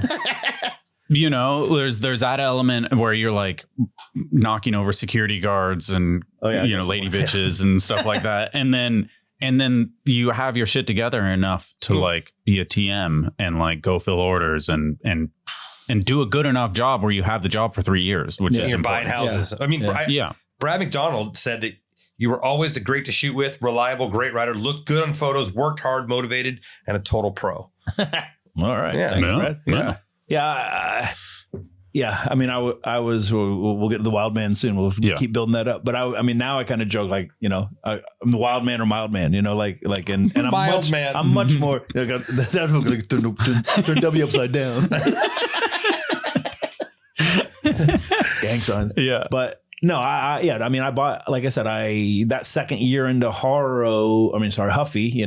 So I bought my house. And I think I probably had, I'm guessing, 30 grand at the bank or so, and I bought a house, not, and being a BMXer, like you don't have, that was a big deal. That can end. Yeah. Anyway, but, and I still live in the house. But no, I was always meticulous, you know what I'm saying? Like 100%. But I also could have fun and do wild shit, but I never was one way or the other. You never, because Climber ended up having like substance abuse issues and stuff like that. So it was there was never, seemed like when to turn it off. Yeah. No, I've always kind of joked like, dude, I could do any drug. I have a zero addictive personality. I could do, when they, you do it once and you're hooked. I was like, no, I don't know. I've never experienced that, whatever. But I think, anyway, I don't have an addictive personality like that, like where you like something and you don't think of anything else. But then again, like, well, fuck, I've been riding BMX bikes since I was 9, and I still, that's, and I like variety. But then I think, fuck, I bought one house. You know what I'm saying? Like, I've been in BMX for, I'm still doing the, it's different, obviously much different now.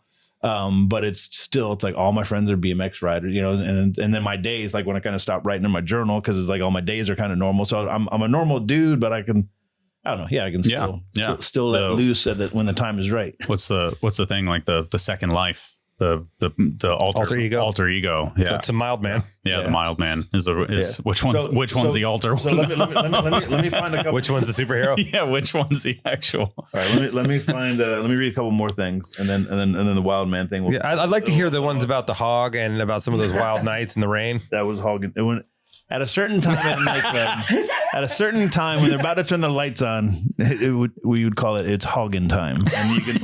And it was just time to. You can fill in the blanks. Yeah. It's just time to. All right, here's okay. Hogging time. Yeah. All right, so we're talking about S&M, 1992. 1992. It's hogging time. Hey, go on! It's hogging time. I could only imagine those fucking bars at HB at this time period too. Oh yeah, just fucking bleached hair just everywhere. Mutants. Yeah, mutants. My first car when I got in California was actually in 1992. The first 2 years I was here, I didn't even have a car, and the first car I bought was a retired postal Jeep. So no way. Yeah, it was that's pretty sick. That's sick. Yeah. Driving on the wrong side, you got a tray here, no seats in the back, and we would. And, people would sit on the wheel wells in the back, and somebody could sit on the tray here, No doors? Yeah. Sliding doors? No. I remember driving it to Club Metro in Riverside. Anyways. Oh my God. So I bought transit. This is a March 1992, March 11th. Bought transmission fluid for the Jeep. Made a big difference. Then I went to the DMV. Got the Jeep registered. I paid $82, and it says and that's an exclamation point. Yeah, point. Like, holy shit, paid $82. I got to get it smog checked and weighed within a month to get the license plates. For now, I have a temporary tag. Drove home and got ready and drove to Julie's. Then we went to Orange for practice. Felt shitty. Went back. Worked on my fairy tale for Cinderella paper. I was in college at the time. I don't know why I was doing a fairy tale for Cinderella paper. But anyway, here it goes. Mad Dog called. He said he's going to pay my entry fees this weekend with an exclamation point. I'm going to wear S&M because Dave, Climber, because Climber's not going to race much more. So Chris might keep paying my entries. So that was when I first kind of, it didn't say sponsored, but hey, wear the uniform and I'll pay your entries, Yeah. But that's when Climber was, because Climber's not going to race much more. So that's when he was. Why was Climber not racing much more? Probably when he was fading out. But that was 92? 92, yeah. That was too early because he was still doing early, stuff. Maybe, but no. I bet you do freestyle. I bet you start doing shows and do more freestyle stuff. Got it. And then what else do we have here?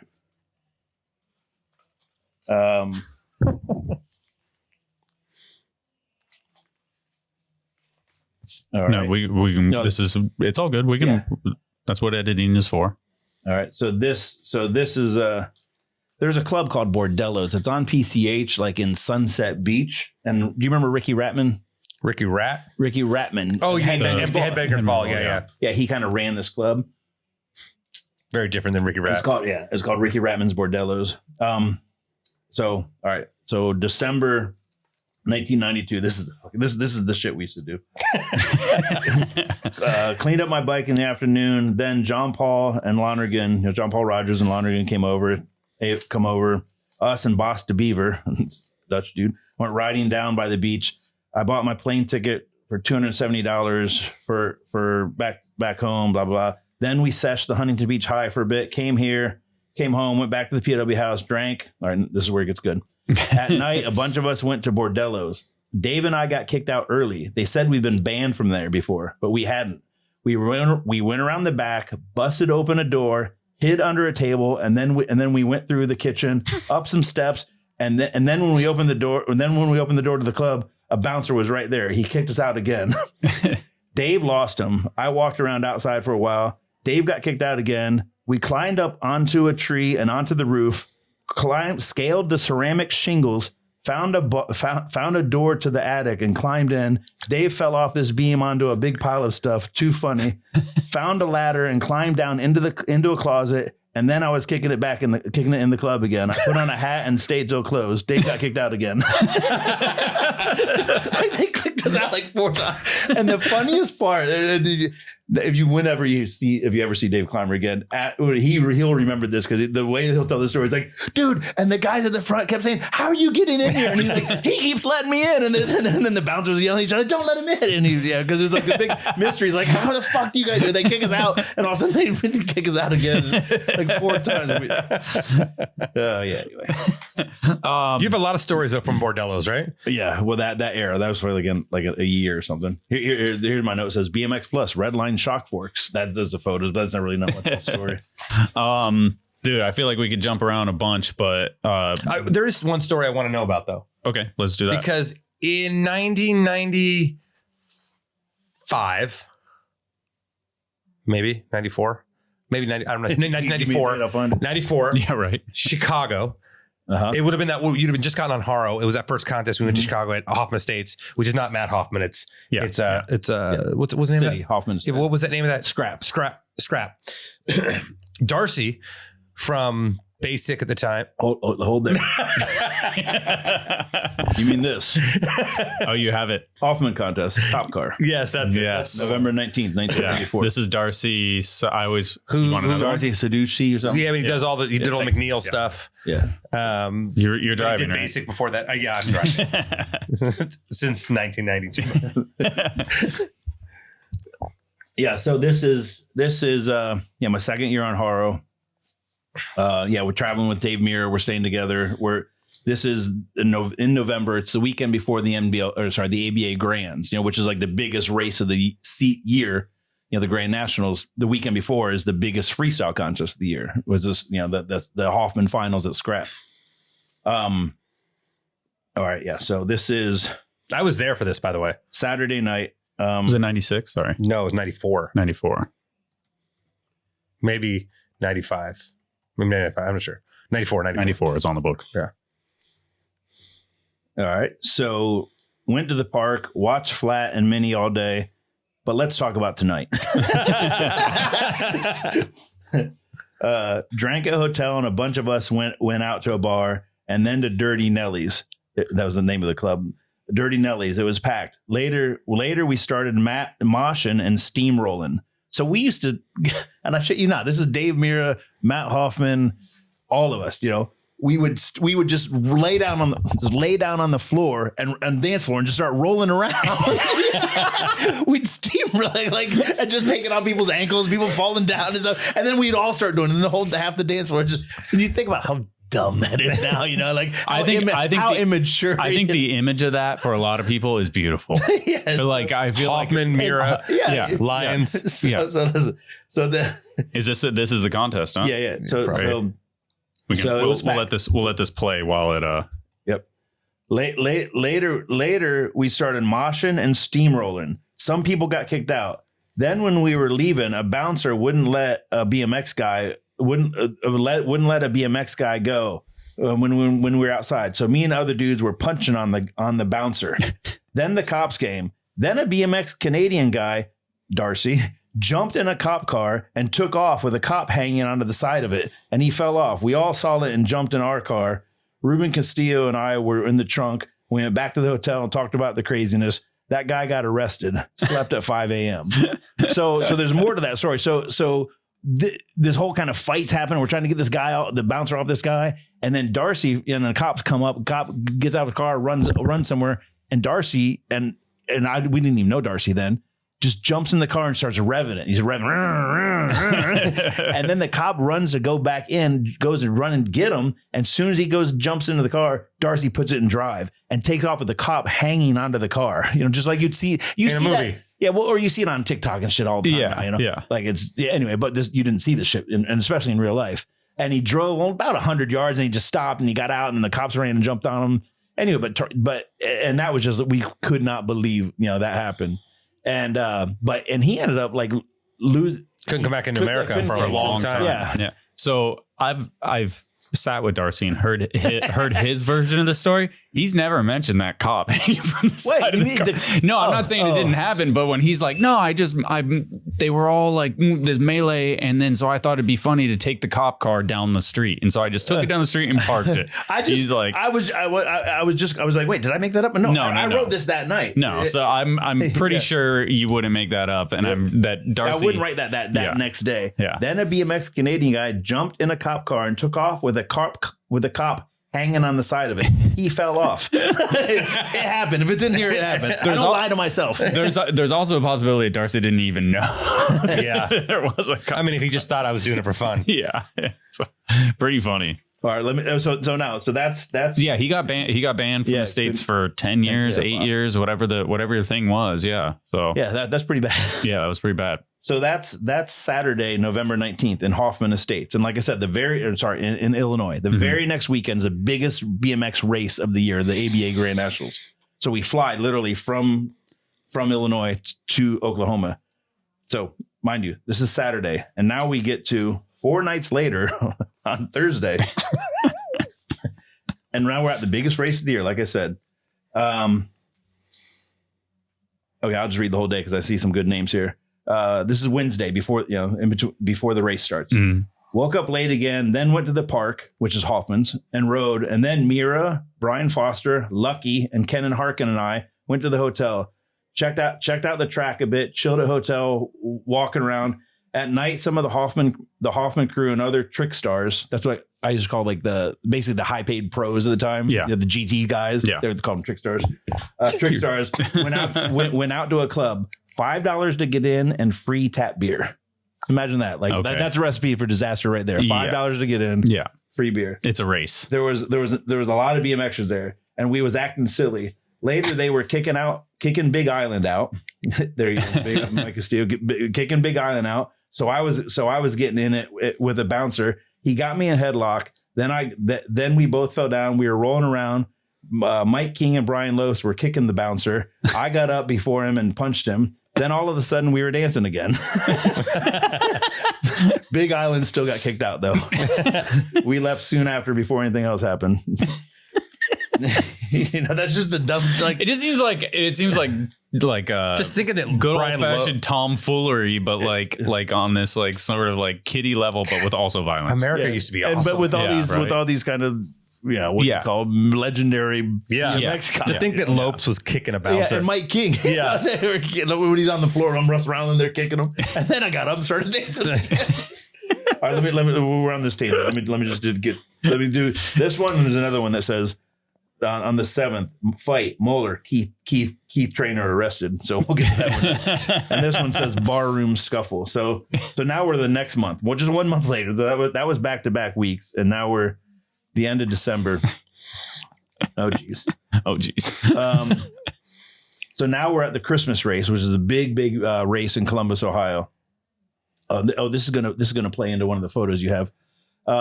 So we're at the Christmas race. This is the last night, and it's downtown indoor race right down Ohio State campus. There's all these like shady little fun bars that would have back in the day. They'd have bucket of beer night. Do you know what that means? Yeah. What? Well, like you'd get like a bucket and some shots or something like that. No, they would fill up a bucket that you'd wash your car with tap beer, and then they give you a bunch of cups, and everyone just gross. like that. That is different. Not a bucket of bottles. Like Okay. seriously, All it was right. like bucket beer night. Like in Ohio State campus, they used to do this all the time in this era. And yeah, they give you a bunch of cups, and it's so easy being underage. So somebody just you give me the cup and just drink some beer. And anyway, so it makes sense that it's not around. So again, recipe for disaster. So this is a good one. This involves Losi, Mark Losi, a little bit. All right, so at night, I've never seen Losi do anything wrong, or heard. Well, That's because he really keeps it under rocks. I know. well, he was just kidding, Mark. He was just an accomplice with me here. At night, we drank in the room, the hotel room. Then a bunch of us went down to campus. We drank a lot. Blah, blah. Then we went to the Pit and Flyers. There was two different like clubs. There was a lot of BMXers around. Later, Mark Losi, Chris Baines from Props. Do you remember him? No, I never met him. He's the other guy. Yeah, he was the other guy. Yeah. Later, Losi, Baines, and I were dancing silly, and a guy pushed Baines. And the next thing you know, I broke a bottle over his head, and a scuffle broke out. We all got kicked out. We shaded out the back and walked back. He was bleeding. The cops were outside. Later, we found out he was a BMXer from Florida. And then, blah, blah, blah. Anyway, so that dude, that happened. Like I saw Baines getting, this guy's roughing up Baines. I take a bottle and broke it over his head, and all of a sudden, and then it smashed, and he's bleeding and this and that. And all of a sudden, we're like, fuck, we better get out of here. Go upstairs. Ambulances are pulling up, or fire, the cops, whatever. So we shaded around the back, and and our hotel is on High Street in Columbus. It was like a mile down on the same road, but we took all these little back alleys so we can't get caught, And we get back to the hotel, and we see the fucking dude in the hotel. Like, oh shit, he racing. And then I realized later he was in my motors. I raced him that weekend. Did he know it was you? Yo, yeah. Boy, did he. So, Boy, did he. wait, I'm gonna find. Wait, I'm gonna find the rest of the story because it's actually pretty. There's a part two. Oh yeah. Yeah. So I was like, holy shit, And so that was a December of 94. You don't remember this guy's name? Aaron Parr, I think. I didn't know it then, but Nasty. So later I hear somewhere along Nasty's like, dude, that dude's from my town. You don't want to fuck with that guy. Like that dude was crazy, So actually I'm gonna find it right now. Hold up. Here's my notes here. Got beat up. So now, all right. So 2 months later. 2 months later. So 2 months later, now I'm at the play. It was a play. I wish that contest. was just the whole entry. Yeah. Got me. See reason why from March 14th. So now 2 months later. This is my Haro days. I'm riding for Haro. Big Wildman Todd Lyons guy. Blah blah. And now we go to the play contest in Orlando, Florida. So I thought it was a Hoffman, but it's a play contest. That makes more sense. At Badlands Skate Park. Okay, this is Sunday, and I won the contest Saturday. It was a dirt jumping or street. Okay. Yeah, I won. So I won the, and I was expert. So I won the expert class the day before on Saturday. On Sunday, I went to the park, hung out, and watched Flatland. Then John and I walked over to the car to change. Kevin Pear followed us out. In the parentheses, the guy who I broke a bottle over his head in Columbus. He was really amped up to fight me, so we started fighting. We did a good amount of wrestling, then a bit of boxing. I stood and standing around. He got the better half of me. And Pete Augustin came over and broke it up. So Pete Augustin, when I'm fighting this dude and he's basically beating me up. Yeah. Pete Augustin walks up. Yo, Todd, you need some help? And the dude's like, oh, yeah. So that kind of ended it. He got the better half of me. I definitely didn't win. I don't think I won because I got beat up. We ended up shaking hands and saying it was cool. Went back and watched more Flatland, blah blah. And when he was like. Anyway, the dude shook my hand. Hey man, I still always looked up to you, but I just couldn't let that go. Fair play, honestly. Yeah. And then the day before, when me and Nasty and somebody else were driving, the night before after the contest, after I won, we're driving back to our hotel, and a car pulls up next to I think we're on the highway or maybe, I don't know, but and a dude's just looking at me. Oh, and Sam. Nasty was like, dude, that's the dude you broke. I was like, oh, fuck, he's here? You know? And then the next day he found me and beat me up. So it's like Tupac getting shot. Right. Wait, you saw one of the photos that was a graphic. It was a graphic drawing. So and remember this. Yeah, this is Remember, this is a Play contest, and I was sponsored by Play Clothing at the time. This one. So Play made a shirt with that. What is that? It's a shirt. It's a dude. It's a Wild Western breaking a bottle over, and they ran that as a full page ad. Like, I'm not because that's why I said, dude, I'm not a fighter. I just get into predicaments. Because any one of those things where all these barroom scuffles, like, I'm not a fighter. I'm not going to fight people. But just when shit happens, shit happens. Oh and then my God! And then they made a shirt. They made that was an ad they ran in the magazine, and then they actually made a shirt. I still have the shirt at home, but it's actually it's like a big like a no fear guy, like big buff guy with no fear tattoo, and he's like holding a little guy up, and it's me, and it has the same quote. That's the second one. Yeah, I'm not a fighter. I just get into predicaments. Anyway, too good. I mean, I got a list of topics that I think are worth discussing in no particular order. I don't know if I could hear these stories. I mean, you mentioned one in the car about a rainy night that is one of the funniest things I've ever heard in my life. I don't remember that one. Walking a girl back to the car. What? I know. You just told it 2 hours ago. Yeah. Did I tell it? Yeah, you told me. It's hilarious. You're It has to be raining. You have to see rain. Yeah. So that's what it was. It's raining. Yeah. One time. It ends in a way that you're like, what children are we with? That was. See, look, I set the song. Yeah. Like, it's raining. He's like, oh, scenes happen raining. All right. I don't know if I can read it. I can just tell it though. Yeah, you can tell. It's not as good if I tell it, but it's much better. I was at Bordello's and it was raining, and this girl, I was based on this girl, and she was like, married. Yeah, she's married, whatever. And then it was like, she was like, yeah, let's go, blah, blah. And I walked out of her car in the rain, and then she wasn't down. So I threw a rock at her car. As she drove away. Yeah, when she's pulling away, I threw a rock at her car. But he's reading this to me. Got all the way to her car. I'm wet. And she didn't want anything. So I threw a rock at her. No, not her. When she's driving away, I threw a rock at her car. I was so... It's the most impulsive juvenile thing I've ever heard. Oh, you don't want to make out with me? I was only 26. That makes it worse. Oh my God. I'm just imagining. You're a full grown man.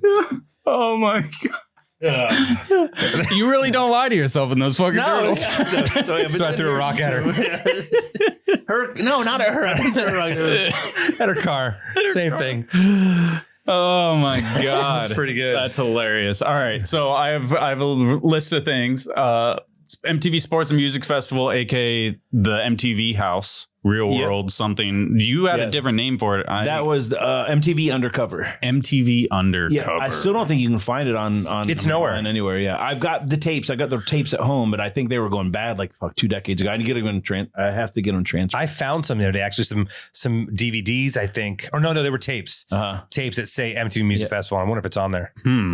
Okay, so there's like a Real World type thing or something at the second one. So the first year I rode in it, first year on Huffy. I actually broke my frame, and it was on TV. My run snapped my frame in half, and then my brake cables holding my handlebars and my fork to the rest of the bike, and I like walked the bike like off like I was like walking a dog, whatever. Anyway, but that was a bad scene for Huffy. I'm snapping the bike on TV. Anyway, then the next year I actually ruined my wrist a few months before. So the next year they were like, they wanted to do this like Real World type thing, but it's called MTV Undercover, where they'd put a bunch of athletes into a house and just film them the whole weekend of the event.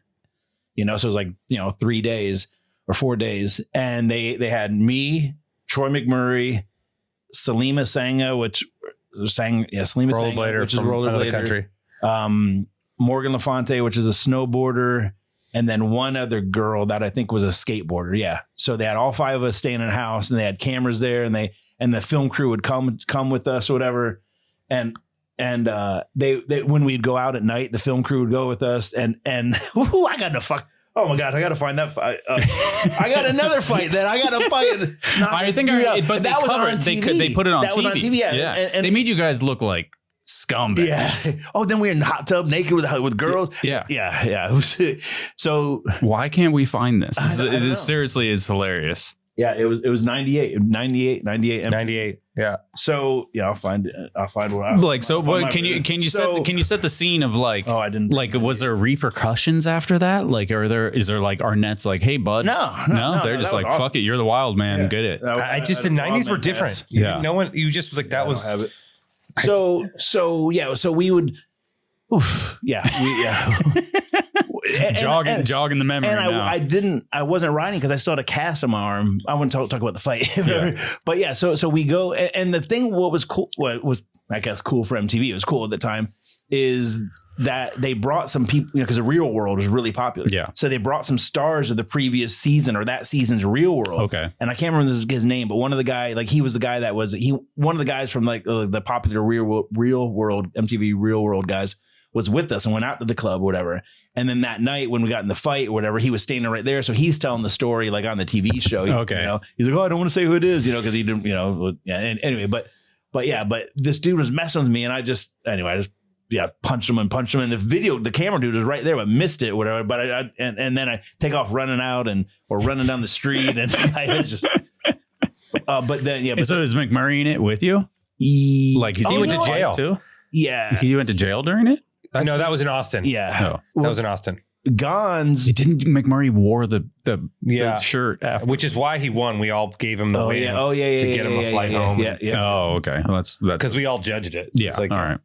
But at that house, like that was everyone wanted to come to the house, all the riders and stuff, because oh shit, MTV's filming at this house, you know. And that's when Gons. There's a video of Gons climbing up the telephone pole naked. Mm-hmm. That was on the TV. I think they showed. We learned a lot about Gons that weekend. Yeah.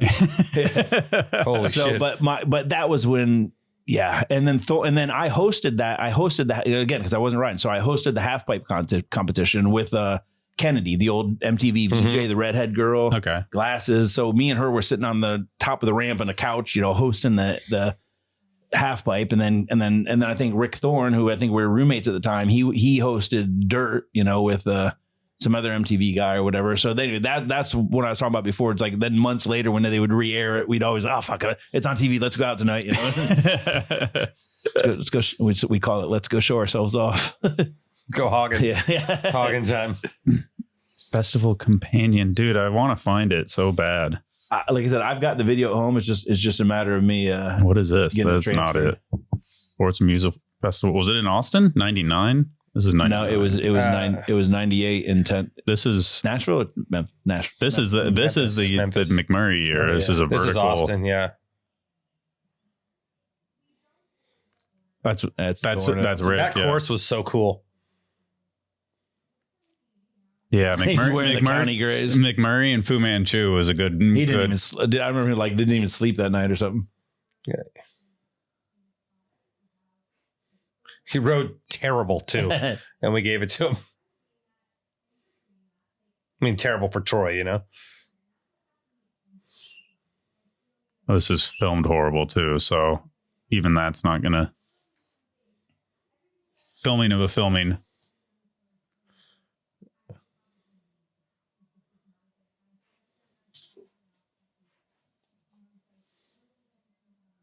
And is this the event that McMurray fought Deegan too? No, that was at the Irvine Spectrum. Oh, okay.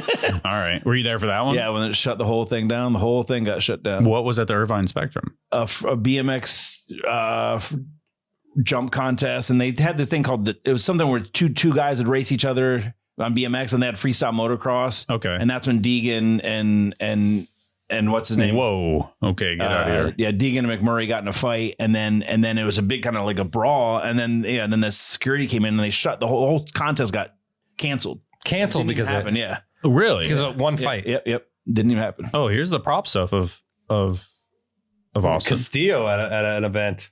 I remember thinking this event was so fucking Oh, it was dope. Yeah, because that was like the anti X Games. Yeah. that was Yeah. hey, let's get these guys together and have fun. And it was all the guys who weren't really the guys. Yeah, I was kind of the guy. I meant for street. So who started the Deegan fight though? I mean, we'll get McMurray on the podcast one of these days. Yeah, I don't know that whole drama.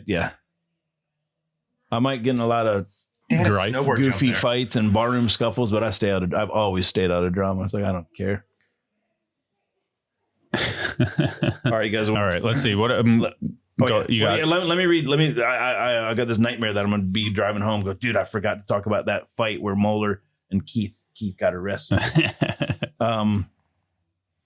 Okay, ready? All yep. Right, so this is 1993. 1993 September.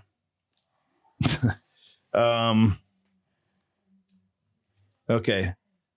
Picked up John Paul Rogers, got beer and went to the POW house, drank, and a bunch of us and the English guys, which I don't know who that was, but could have been Fids. Stu. We'll just say it's Fids. Stu, who knows? Yeah. Drank. Just Fids alone, but it's multiple guys. Yeah. And a bunch of the English guys went to Hell's Kitchen. It sucked. We left, and then we went to the Australian Beach Club. It kind of sucked also. They were trying to kick Chris Moeller out, and I ran and tackled a bunch of guys and fell into the sand volleyball courts. I had sand all in my face. Crazy fights were going on. I punched some guy and knocked him down. Such chaos. Cops came and arrested Keith Trainer. The rest of us had to take a cab home. Got to the POW, BS'd about everything, and drove home. Got in at 3:30 a.m. But out of all that, of course, Keith Trainer. Keith gets arrested.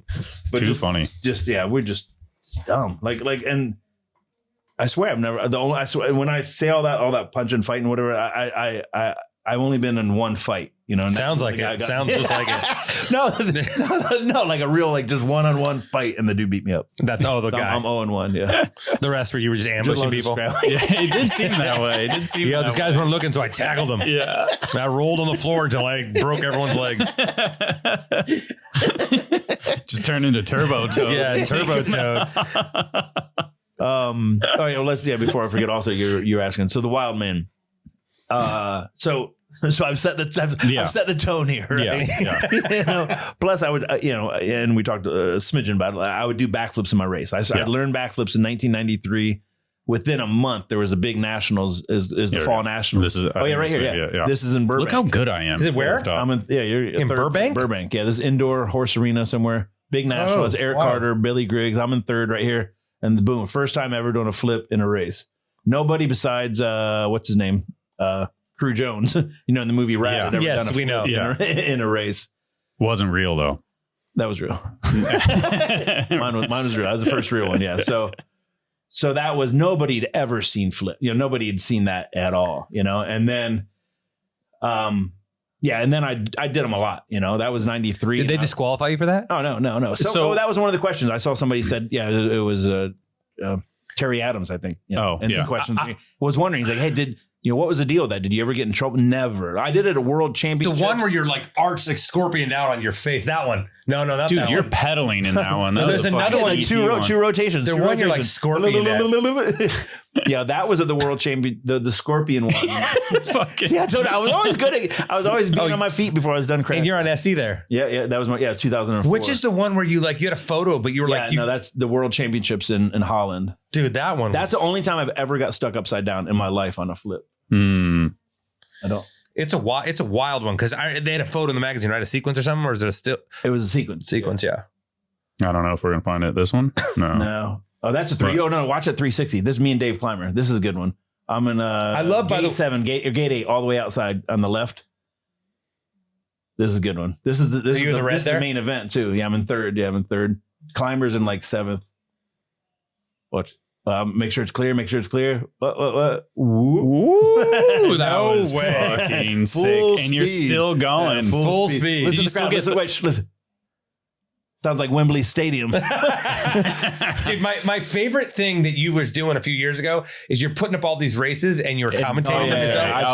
I was dying. Which might be the funniest thing on Instagram for all of BMX. Yeah, I've got more to do, but I just haven't had time. But I've got so many more to do. But yeah, so that was 93. Same era. That was European Championships. That was sick. If anybody in the ride, go back and look for his race footage on his Instagram, and he just commentates it, but he's talking his shit about everyone else. Oh, it's hilarious. It's the funniest thing ever. Hashtag Instagram, hashtag Wildman BMX commentary. Yeah, it's so good. like that first one, were you going to do it no matter what, if you were in first or you were in last? If you were mid-pack on that one. Yeah. I didn't look back or whatever. I was like, for the flip or the 360? The flip. Oh yeah. Yeah. I feel like the flip is like they're both crazy. Yeah, but I did a lot of flips in races. Like it's weird too, because somebody's like, yeah, I remember you were Lemoore and did the flip. I'm like, I'm thinking, and I immediately think they're lying, but like, no, I probably did do it. I've done so many, but with I have more photos or videos of me crashing because somebody's like, dude, you ever fucking pull that? Like, yeah, motherfucker, I pulled a lot of them. Most of them, like 98% of them, They don't show up when I pull. And who fucking cares? It's a clip either way. Is it wild flipping like a race jump? Because a lot of those don't have lips. Yeah. I mean, that one looked big in that. Yeah, but that was like a step down on. You mean the 360 or that? The 360 was a big ass. The double, flip, yeah. The flip. No, that was like a step down. But that's not really a jumping double. You know what I mean? It's no. They're like wedges. Full speed too, wedges, yeah. Like, but no, so the flips in the races, and I didn't only do flips. I did other tricks, and stuff like I just always, if there was an ounce of chance to do it, and if there was a photographer or something, or I just wanted, I would just do dumb shit in my races all the time. And so that's where the whole wild man comes. The wild man off the track doing those wild shit, and then on the track, I was the guy typically that you wanted to watch. And then who coined the term? Craig Reynolds. CR44. Yeah. So Craig, it was at the Christmas race in like 97, right when I was getting on, right around my first year on Huffy, I think, right when all of a sudden the whole thing was about to boom, with publicity and everything. And he was always buddies with Buddendeck, Steve Buddendeck, and Steve was working for Snap Magazine, so, and I don't know if Steve was right there when he said it, but, Craig was like, it was at the Christmas race, and end of 97, I think, dude, I'm gonna start calling you the Wild Man. You're the Wild Man, and anyway, and then it was printed in the magazine, and then I hated. I guess I didn't hate it, but I wasn't. You hated the fucking Turbo Toad, I guarantee you. But I just wasn't accustomed to it. I wasn't, I didn't call myself the Wild Man, whatever. But later you did. Then I got tattooed. I was kidding. Question: CR44, does that mean the same thing as TL88? No, I don't know what 44 stands for. What does 88 stand for? I honestly don't know. You don't know? No. TL88 was his Huffy frame, right? Yeah. Oh, I know that. Yeah. But why 88? Well, I'll tell you, Magoo was doing, because he had Revolution Media, where he was doing a Revolution advertising. They were doing the ads for Huffy. They did the catalog, our ads, our uniforms. They did everything. Mm-hmm.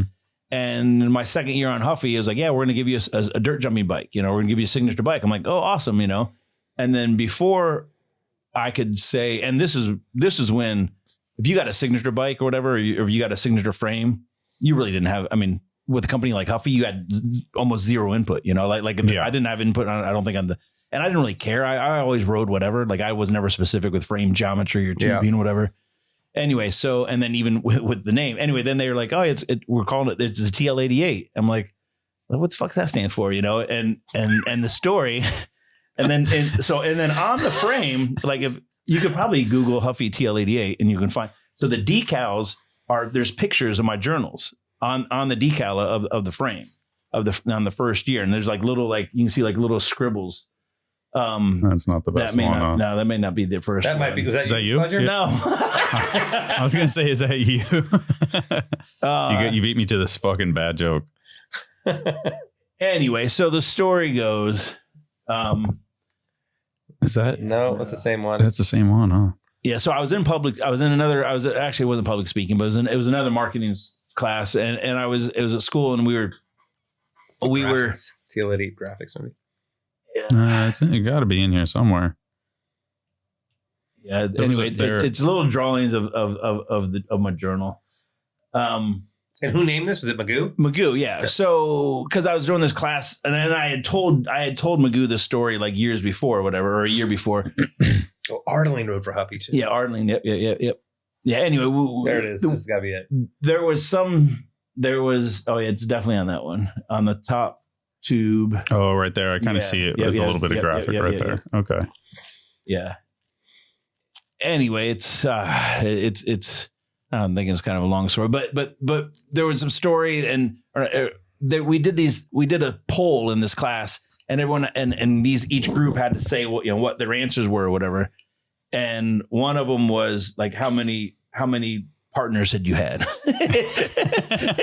You know? All right. And then the one group, and I'm just watching the one groups, and then they're up there giving their presentation, and they're like, and one person says 88, you know, and I was just like, you know, but I don't think it was 80. I don't know what the number was, but Magoo took that story and then so it became 88. Yeah, TL 88, you know, and it was anyway. And I was like, I would never name my freaking bike after that, you know.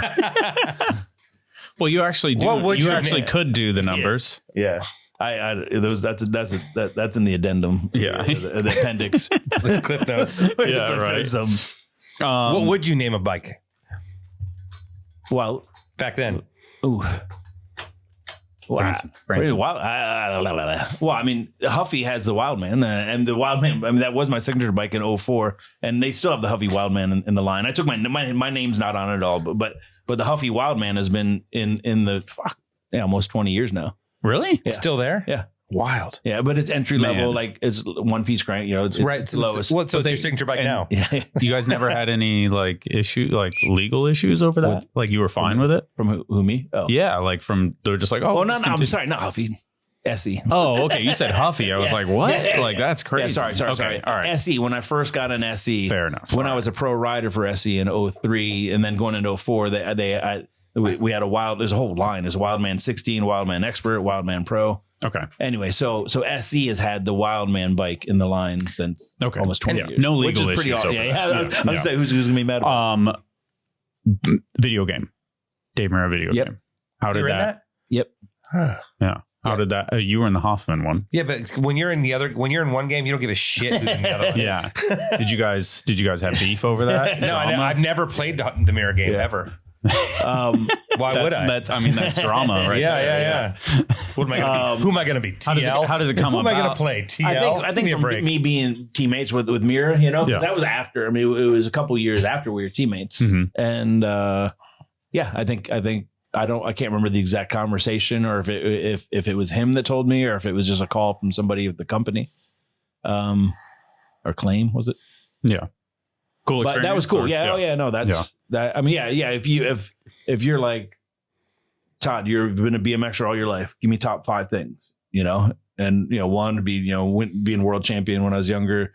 2 being in a video game. I don't know, not that order. Yeah. 3 making BMX my life, bicycles and BMX my life for this long and having a good life. And I guess I asked myself 488. And just being able to have, I mean, I'd say being able to have fun, and being able to be involved with BMX for this long. That's cool. And then my transition from, which we haven't talked about this at all, but my transition from pro rider to what are you gonna do next? It's like it was the smoothest transition because SE was my last sponsor. They were paying me not much. I think like $1,200 a month or something like that. Like I was definitely on my come down.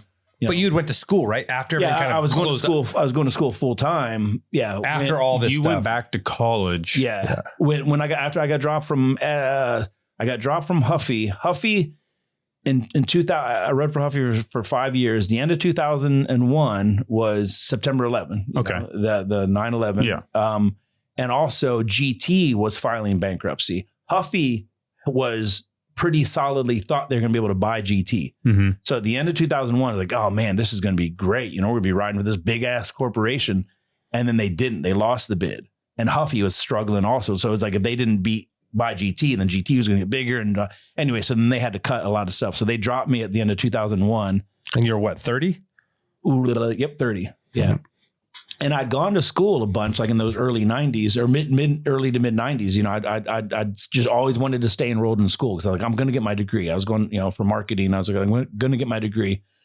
And I got, they told me probably in October that they're going to drop me. So in January, I went back to school and I went full time at Cal State Fullerton, to get my marketing degree. That's impressive. Yeah. I was like, it's over. Yeah. I was like, oh, well, this, and I didn't stop riding. I still raced that next year. I rode for a small frame company.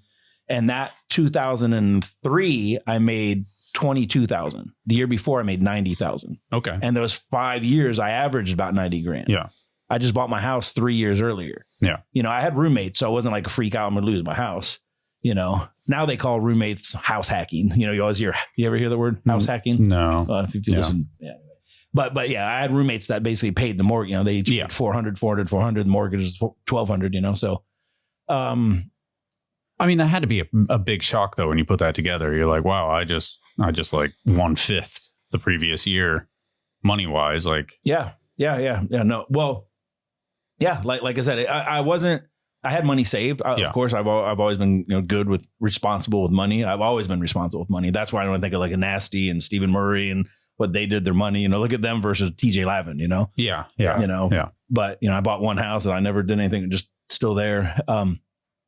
Anyway, so I was never struggling, but I was like, okay, it's good. And I remember calling, I think Todd Corbett, he was working at Nerve, I think, to say, hey, can I drive the trailer to races? Like I was like, I'm going to need to do something, and I was open to do anything.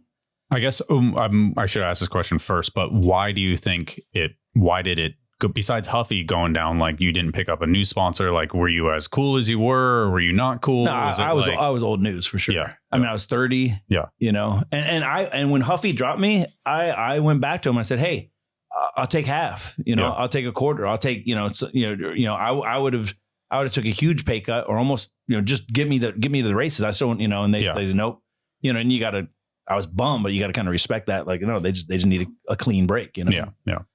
But then they kept Nasty. Nasty was on the team for the next, I think, 2 years. Randy Stumpfhauser, the racer, was on the team for the next couple of years. They, and then within 2 years after that, then they were gone. Yeah. So those guys ran into the ground. We're gonna blame it on Nasty and Randy. So 2003, like I said, small little frame sponsor called Intruder. I still traveled. I still went to the World Championships in Brazil that year. Did backflips in the race. I was still like the most popular guy there because I was backflipping in the races and stuff. And and then at the end of 2003, I saw it online. And this is early internet days, but if you remember BMX Mania, the website, they were all race, but they were the only BMX race website. And there's an article that said SE Racing's coming back. Billy Feemster's going to be heading up the program. I'm like, Billy Feemster? I was like, dude, he sponsored me for FNS pedals in '87. So I tracked him down, got a hold of him. He's like, yeah, I'm going to start helping, with SEs coming back. They got bought by Fuji Bikes out in Philly. And then he got me in touch with the president. I went to Interbike in September. Mm-hmm. So I guess I got dropped a little bit before that So I went to Interbike, and this is kind of the proactive, like you're saying, hey, sometimes, you're a wild asshole fighting people, and other times you're irresponsible. This is my responsible side. So I went to Interbike, met with them, had my whole book of my portfolio of magazine photos and all that, and had a meeting with them at Interbike, and then they started to sponsor me. So 2004, they sponsored me. Later in 2004, the Wildman bike comes out and so I've got a signature bike, and they basically my year was off. It was 2003. I started riding for them. Midway through 2004, I've got the bike and everything, but their ad agency was in Irvine, so I'm in Huntington Beach. So sometimes I'd go to the ad agency and I'd like approve their ads. Like, oh, these fucking ads are horrible, but I wasn't, there's nothing wrong you can do. Say, okay, yeah, move this a little bit, Yeah. The SE, make it as good as you could. The SE logo, they rounded, the ad agency rounded out the sharp edges. They did a little something else. The SE colors was blue, brown, and tan. They made the brown turn to like a copper and just all this weird shit. And I didn't really know SE's history. I mean, I did, but I wasn't an SE head, Yeah. But people started saying, Todd, hey, they messed this up. Hey, they messed this up. And then the bikes I had were designed by the Fuji product managers. My signature bike had like 8mm thick dropouts, and they're big as pizza slices. Yeah. And at this stage, 5 years ago, that was the norm, but everything got lightweight and slim. Yeah. It's your fault because you kept Ruben in America. So anyway, so I gave a lot. So during that year and a half of me riding for him, from all of 2003, halfway into 2004, I was just trying to be like, hey, we should do this. Hey, we should do that. Hey, we should do this. And that's when they realized, hey, Todd, our sales aren't growing. We need you. We need somebody to run this brand. Yeah. And then that ended up, then they hired me as the brand manager / product manager. So then next thing you know, I'm going to Taiwan and and learning about specking bikes. And I knew nothing about that. I never gave a rat's ass about bicycles. I loved BMX, but I never cared about the details of angles, weights, geometry, parts. Just give it to me. I'll ride it. I've always been like that. And all of a sudden, now it's my job to know, what part should come on this price point, what part should come on this price point. And it took me, I mean, literally for those first couple of years of riding for them started working for them. So 2004, 5, 6, I really didn't ride at all. Like I gained a little bit of weight. And so I was so enveloped. And that they wanted me to move to Philly. I'm like, I'm not moving to Philly. I'll be there a bunch. They're like, well, you need to be here. So I had an apartment in Philly. Oh, wow. I bought a car, had it, my truck I still have 20 years later. I bought a truck, had it shipped out there. And then I would be there for like 3 weeks at a time, 4 weeks at a time, come home. And then next month, go there for 3 weeks, maybe 2 months later, go there for 5 weeks, and I would go there and sit in the office and work. And I just learned a lot. Dude, I mean, that's impressive. That's truly impressive because I feel like a lot of people battle that or wouldn't the ego of being a pro rider and be like I still want to hold on to this instead of diving completely into this. And it seems like you just let it go and were like, was that hard? This is me. Ego wise? It was weird. Well, it was weird. Or did you already see the writing on the wall? Yeah. I mean, because you got to think I was 33 now, 34, 35, so I didn't, but it was weird to like, almost didn't even want to be, I mean, now it's like, You'd going to ESPN and there's just you're not playing on the TV. You can't go out to the bar tonight. Yeah. I can't show myself off. There's show off night. There's no hogging tonight. Yeah, you're like, I gotta go to sleep. Yeah. So it was, but I didn't mind. Like I wasn't trying to put myself. I was behind the scenes. Like I had no problem being a behind the scenes guy. Yeah. I'm going to Asia. I'm specking the bike. Blah blah. We sponsor Ryan Gutler. Ryan Gutler is one of the first freestyle guys we sponsored. He won the Do Tour. In 2006, we were sponsoring Javier Colombo for racing. He won the UCI World Championships. Like those were the guys. Like I had no problem I had zero problems backing out of that. And I liked being behind the scenes because I was like, I wasn't even really riding that much, But on a different side of things, the president of the company in Philly that had bought SE, he had said early on, he's like, we want to make. When we want to embed you with the company. When people think of SE bikes, they think of Todd Lyons, or they think of Todd Lyons, they think of SE bikes. And I've kind of took that and ran with it. Yeah. It worked. Yeah. So, and now I think a lot of companies don't want to do that because they risk losing that figurehead at the point. It's embedded and then they take the fan base. So it's crazy. It's crazy to hear that. I've had people, some of the investor guys that I know from some of the other stuff I've done, like, hey, do you know if Todd Lyons wants to sell SE? And like, I don't think he owns it. Yeah, exactly. But people no, that's the thing. That's what I mean. People think, just 2 days ago, somebody was talking about like, oh, how long you own SE? I was like, I don't own SE. But that's the image. And what I take, like I said, now, I'm not talking about the old day, but now the great pride in is that, when people think of, they think of SE, they don't, they basically, they think of Todd, they think, and they think that, I'm the guy doing everything, which I almost am. I was doing, and I still do, but brand manager means, heading up all the marketing initiatives, and product manager means going to Asia and speccing all the bikes, So it's, I just like that, and I've been here for 20 years. Oh, no, I know what I was going to say a second ago. What I take pride in is that when you think of SE, you can think of somebody, it's like Todd Lyons, and there's an immediate connection, and especially when I go out to these rides, I'm hanging out with everyone, broing down, it's like they have a connection to the brand. I mean, you obviously waved the SE flag, like physically and you're such a boisterous personality, even just going back to the Todd Lyons commentary thing. Like it's hilarious. Like there's it's not truly a person, hilarious. There's not a person that doesn't think, I think in BMX or anywhere else, that doesn't think that SE is because of you, the state they're in now. Yeah. And everyone thinks it's incredible. It's been fun, but to finish off what I was saying, you think of other brands and it's like, Mongoose, it's like any kid on the street who I don't know why I threw Mongoose out there. It could be any company, but it's like any kid on the street that just bought a Mongoose. What do you know about Mongoose? Yeah. Who do you or whatever? Yeah, I mean, I think Fuzzy would have been the go-to for a long time, and then you have like Mueller with S&M and stuff like that, and Rick, Molitorno with Standard or whatever. But there's exactly. Yeah. But even that though, but you can name a lot of other companies, that like Haro. Who made your Haro bike? and and I'm active on Facebook and obviously, Instagram, but people ask question and I'll answer, and not saying I'm on there all day or whatever, but it's like, I just like to give them and I do a lot of stories too. Like I just did a post on SE's Instagram, and it was Dave Clymer on a t-shirt. And then I was like, hey, did anyone know this is Dave Clymer? Because and it was from like 94 or whatever and Dave never rode for S&M. I'm sorry, SE. Yeah. And they I'm gonna have to stay with these deals. Yeah, I told you those red ones get a little dangerous. Yeah.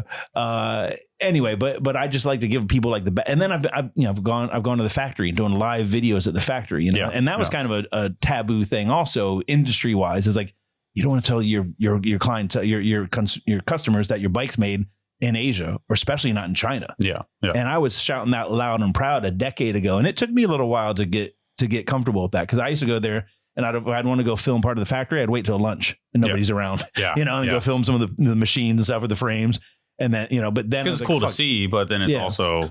But then but I'm proud of our factory, and that's people. And some people I'd get beef with. They'd be like, How can you be proud of, this China communist, it's like, dude, I've been going to this factory for 20 years now. I know everyone there, I see how the bikes are made. I believe in the product, the machinery, everything they do is top notch, and I'm proud of it. Like, I'm not going to sweep it under the rug, and it just gives a different angle. Cause not all, John Buellchen was doing that a little bit with Haro before he left. He was at the factory doing some stuff. And I know some of the guys, maybe Odyssey or Sunday, have done stuff.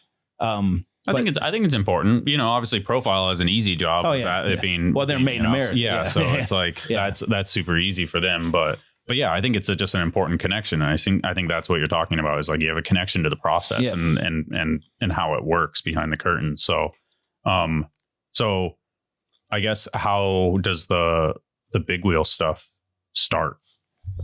Because at that point it was all just like traditional 20 BMX. Yeah. So I started riding for SE in 03, started working for them in 04, and then 5 and 6, we were just making freestyle bikes and race bikes. Yeah. And then 07, we made our first retro bike when we brought back the 20-inch PK Ripper loop tail. Mm-hmm.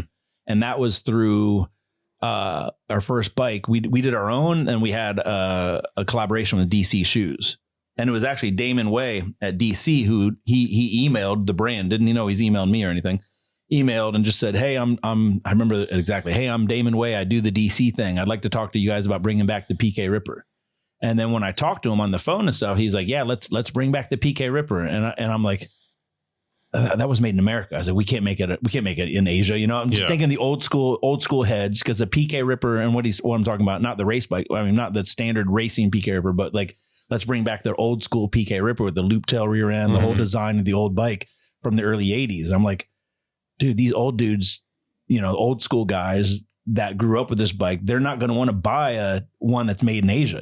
So I was really like, and then I was like, okay, let's do it. So then I got a frame, I took it over to Asia, and we mimicked what it looked like before. And they made it really good. Our frame, the factory it's our factory that welds the frames, like the aluminum, they weld it really good, anyway, and it looked great, and that was the first year. So 07 was the first year we did a retro bike. And then the next year we, talking with DC again, like, yeah, let's bring out the quad angle again, the double down tube quad angle.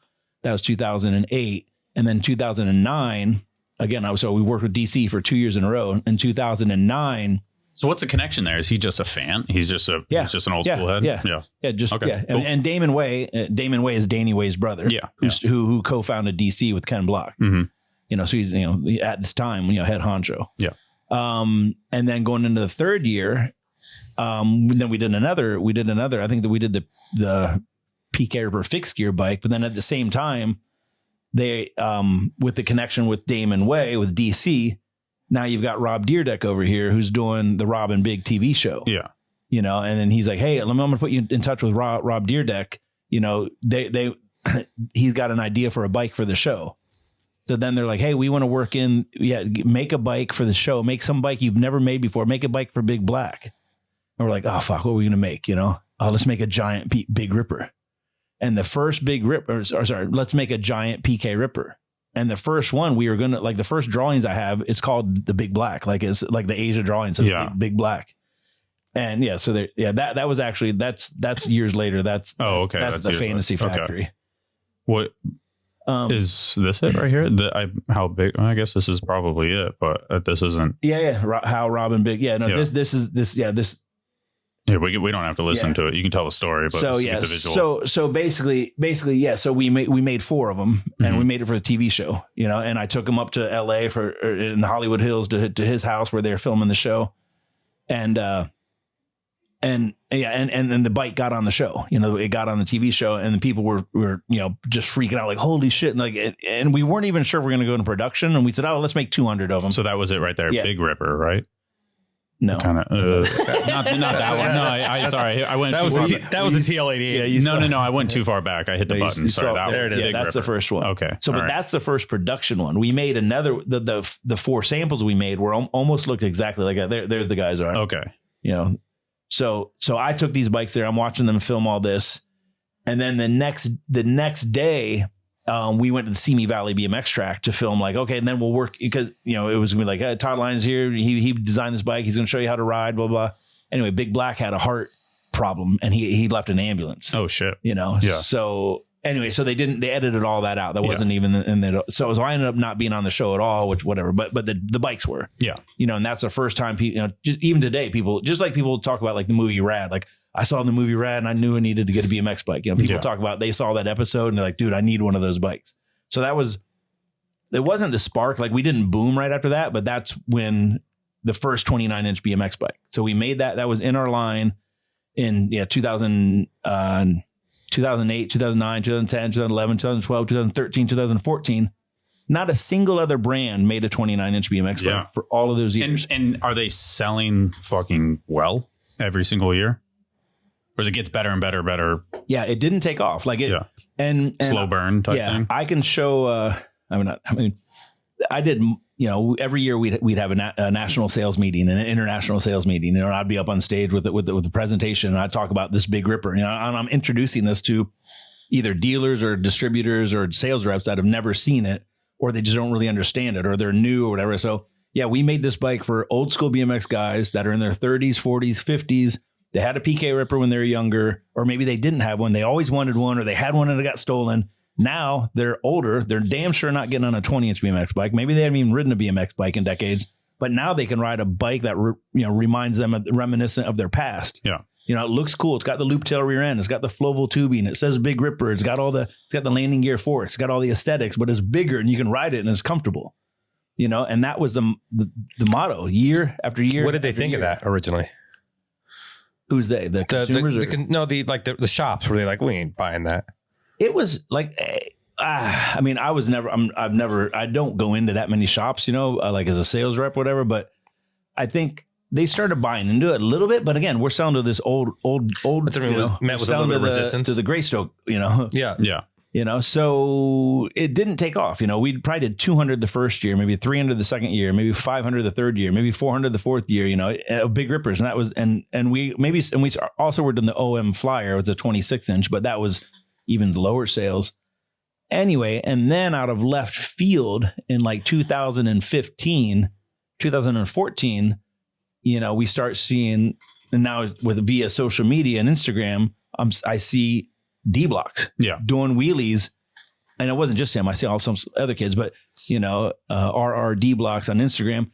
And he's riding a 24-inch Floval Flyer, you know, which is a race bike, you know, and it actually was our retro bike that year. And he's doing crazy wheelies in the streets, you know. And then we're coming out with the Travis Barker, Famous Stars and Straps Big Ripper collaboration bike that year. And I'm like, dude, I need to get you one of these, you know? And I messaged him on Instagram, like, hey, I want to get, he's on the 24 inch. This is early stuff, right? Floval Flyer. Yeah. So, you know, like, hey, there's this is happening out there, you know? So, and then I send him one of the first, it's crazy. He's on the Public Enemy bike. Yeah. I send him one of the first Famous Stars and Straps bikes. And then Travis Barker sees him on TV. Okay. You know, and then on TV, so on Instagram. Yeah. Travis gets a hold of him and wants to fly him to California. I'm like, oh, dude. And he wants because it was their like 20-year reunion. They're going to do the local KTLA was doing a special on going to interview him at Disneyland, Travis Barker. And he was like, yeah, I want to have D-Blocks here to do some wheelie tricks. So then I'm like, hey, yeah, I'll get you. So Travis was flying him out. I get a hold, and he tells me he's coming out. Like, oh yeah, let's hook up. Let's meet up. So I ended up taking him to Disneyland, and they actually didn't. I just did a post the other day about this whole story. It's a cool story.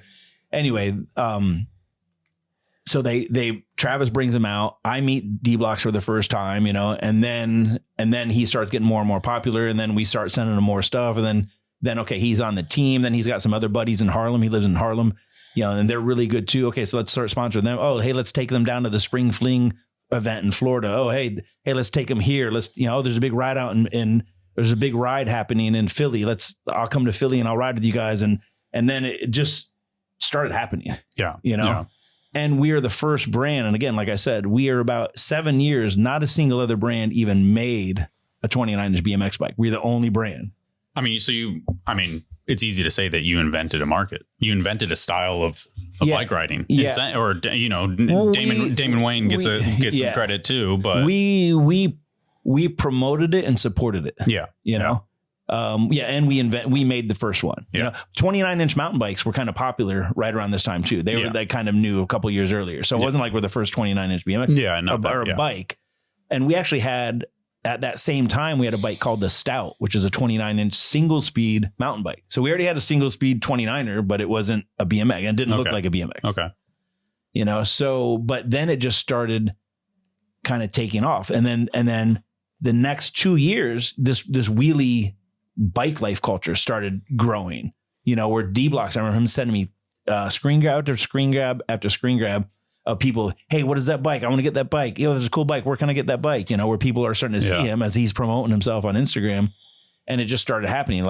And basically in New York and Philly, just everyone wanted an SE, and they had and then for the next 2 years, maybe 3, there was no choice. If you wanted a 29-inch BMX bike and they call them these wheelie bikes, it's like, well, no, I didn't make them for wheelies. I made it for old dudes, Yeah. And I didn't change any geometry. It wasn't ever once did I say in that stage, like, oh yeah, let's make this for wheelie kids. What can we do to make this wheelie better? The bike just happened to be perfect for it, So it's kind of a perfect storm. Is there, I guess you said you had like trepidation with like the remaking the loop tail in China. Like, was there trepidation in the sense of like, oh, we're making some crazy BMX bikes? Well, yeah. When I started seeing them putting pegs on their aluminum, but you don't put pegs on aluminum, and they're like, okay, well, we don't dictate the market, we do, we create markets, but we also, if that's what the market wants, that's what we make. Yeah. That's business for sure. So it was interesting. There was, but there's no, here's my trepidation. I don't even know what that means, but came from, or hesitancy. Yeah. The same thing. Yeah. Is when we were like, do we pay these guys? Yeah. Yeah. Like, are they athletes? No. Are they professional? Riders? They're just dudes doing wheelies, but then it was like, well, they got a lot of followers, and they're, and not, and they are influenced, they're influenced, not they're influenced, but they're influencing people, then it was like, yeah, fuck yeah. Why wouldn't we pay them? Yeah. So they're selling bikes for you guys. Yeah. So D-Blocks has been a salaried SE rider for, a decade. Yeah. That's awesome. No way. Yeah. That's cool. And I guess, I don't know. I feel like I'm going to take the core BMXer stance is that like the dance, jumping from my foot to the peg to the knee on the thing and then going like this with my hand. I'm like, yeah, I'm a little lost. Yeah, there's a little old guy and a little core BMXer coming together to being like, the way, and what I've said this before, I was like, it's refreshing and weird, like early freestyle. Yeah. Like early flatland. It's definitely some like Chris Dawchi type stuff happening which, there. When everyone's different, some people don't do any of that. Yeah, some people, but it was like, there's no rules. You know how many rules are in BMX freestyle, BMX street, whatever, So it's like, there's no rules. And now, but it's, have rules started? Yeah. Well, if you're rooftop, it's no front flips and don't do a pedal grind. Yeah. It's a glorified foot plant. But not as harsh. There's no like harsh internet rules, but now there's different groups, there's like, this the ride out guys. Yeah. Well, freestyle guys, more guys. Different groups by different brands, okay. because basically people live and die on that brand they're riding, you know, whether they're on an SE or a Collective or a Mafia or a Throne. And there's really only those 4 brands. I mean, SE by far number 1, but Collective, Mafia, and Throne. There's other brands making 29s. That's crazy because I didn't know Collective, because Collective is Ryan Taylor's brand, who's an ex-pro rider, YouTuber, Saudi Arabia car guy. Now I have no idea. Shout out to Ryan Taylor for doing whatever you're doing. And then he probably listens to the fucking podcast and get a message. And then Mafia, obviously you sponsor Harry Main. Yep. And then I don't know what Throne is. Throne is just they make their BMX bikes are elite. That's really what is elite level. Dude, elite is everywhere. Yeah. And the bikes look low decent. price. They look decent for how low price they are. I think they look decent. Well, yeah. They like the everything looks right, and then the reality is. I mean, I don't know if they're maybe they're high tech. I don't know what they're but they look decent and they're everywhere. But they're just they're cheap. Yeah, like 200 inexpensive. Yeah. So those are the 4 brands that kind of focus on bike life. Okay. GT dabbles in bike, where all of a sudden they'll because I've done some stuff with them before, or something, but they don't really. And they make a dyno, the dyno, right? Go. You don't now. Don't. But but go to the Instagrams, which is basically how every brand promotes. Go to the Instagram of those 4 brands, and then GT or Haro, Sunday, Fit. And what I'm talking about is all these other brands that do make a 29. Some of these brands, like or Sunday, Fit, Colt, they make 1. They got 1, and they sweep it under the rug. They make it to have it. But they're not promoting that.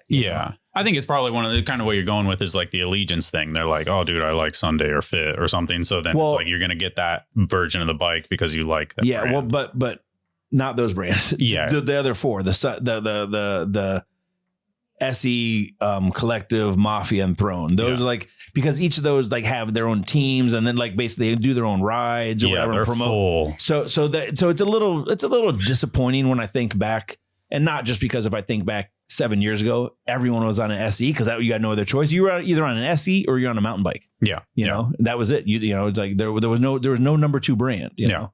And I don't mind the competition, and I don't mind the other brands. I know a lot of people, the other brands and the riders and stuff. But there's separation now, but it's just nature of human nature. Yeah. I guess, is it BMX? I have an ongoing theme where I literally text Albert all the time. I go, "Is this BMX?" because it's all over the place. You have no idea what freestyle BMX is. Well, and then you think of 12-year-old kids that are going straight to a 29, literally 12-year-old 4 foot something. They're riding a 29-inch gripper, because as soon as they get that wheel up, they can balance. It's not BMX as we know BMX, but it's a big BMX bike. It's just a different. It's like BMX's cousin, what I'm saying? Yeah, it's still, I wouldn't say it's not BMX, but it's not it's not core BMX, of course. Is it like the difference between like a freestyle scaler and a cross country skier, or it's the same sport, but it's a completely different kind of person that does it? Ish, but I mean, I can, obviously any bike rider can jump on anything and do anything, I mean, I can do some stuff, jump on the bikes, but most people don't. Even when I we made this bike, the OM Duro, and it's like it's 3.5 inch knobby tires. It's got gears. It's got cable routing for a dropper seat post. I'm like, this is somebody wants to go ride a trail on but they don't want to get a BMX bike, but they want to go mountain bike riding, and I made it specifically for that. And sure enough, every wheelie kid bought the bike and throwing wheelies on it. It's like, it's like anything SE makes, they kind of want it to be a wheelie. Is this what you were talking about? What you did? No, well, I did do my God, that's where you get ran over your head. Yeah. Oh yeah. Yeah. I didn't know what else. I was like, am I going to be able to bring this into the conversation at any other point? Right. Is this one? No, it's coming. It's coming. Oh, dude ran over my head. Watch him right over my head. Right over my head. You champed out of that though, dude. Yeah. Do you guys all plan the shirts? Yeah. We do. Yeah. See that's the SoCal BMX ride. We did a 3-day ride down the coast. But SoCal BMX. Yeah. Like when we did the BMX jam here in BMX day, whatever 720 is the traditional day. And then and then like San Diego BMX crew showed up, and it was like San Diego BMX.com was like my old website that I like got the job off a ride from. And so I was like, whoa, San Diego BMX, like that's crazy. And then they showed up, and they like, how'd they get it from you?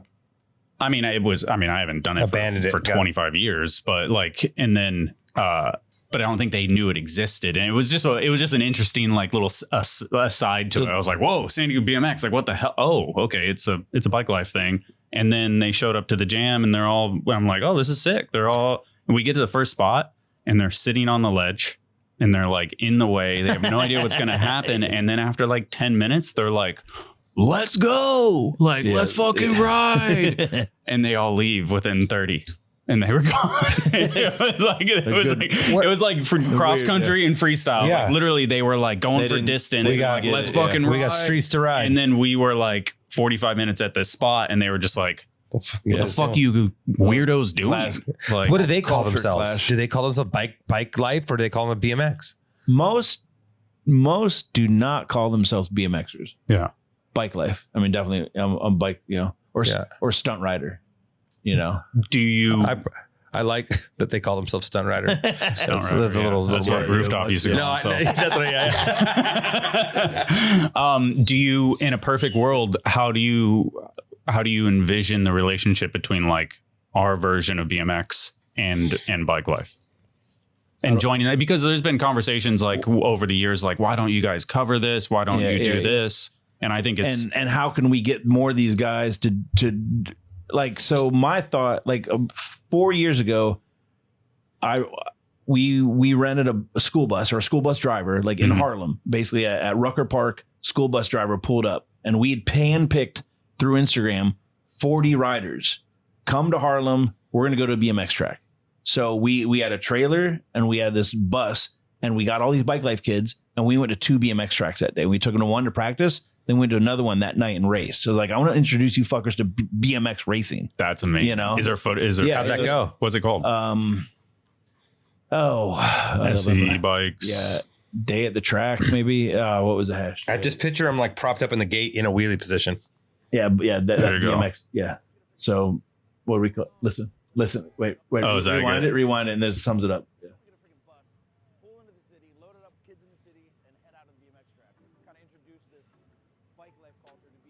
You should have dressed like that today. Yeah.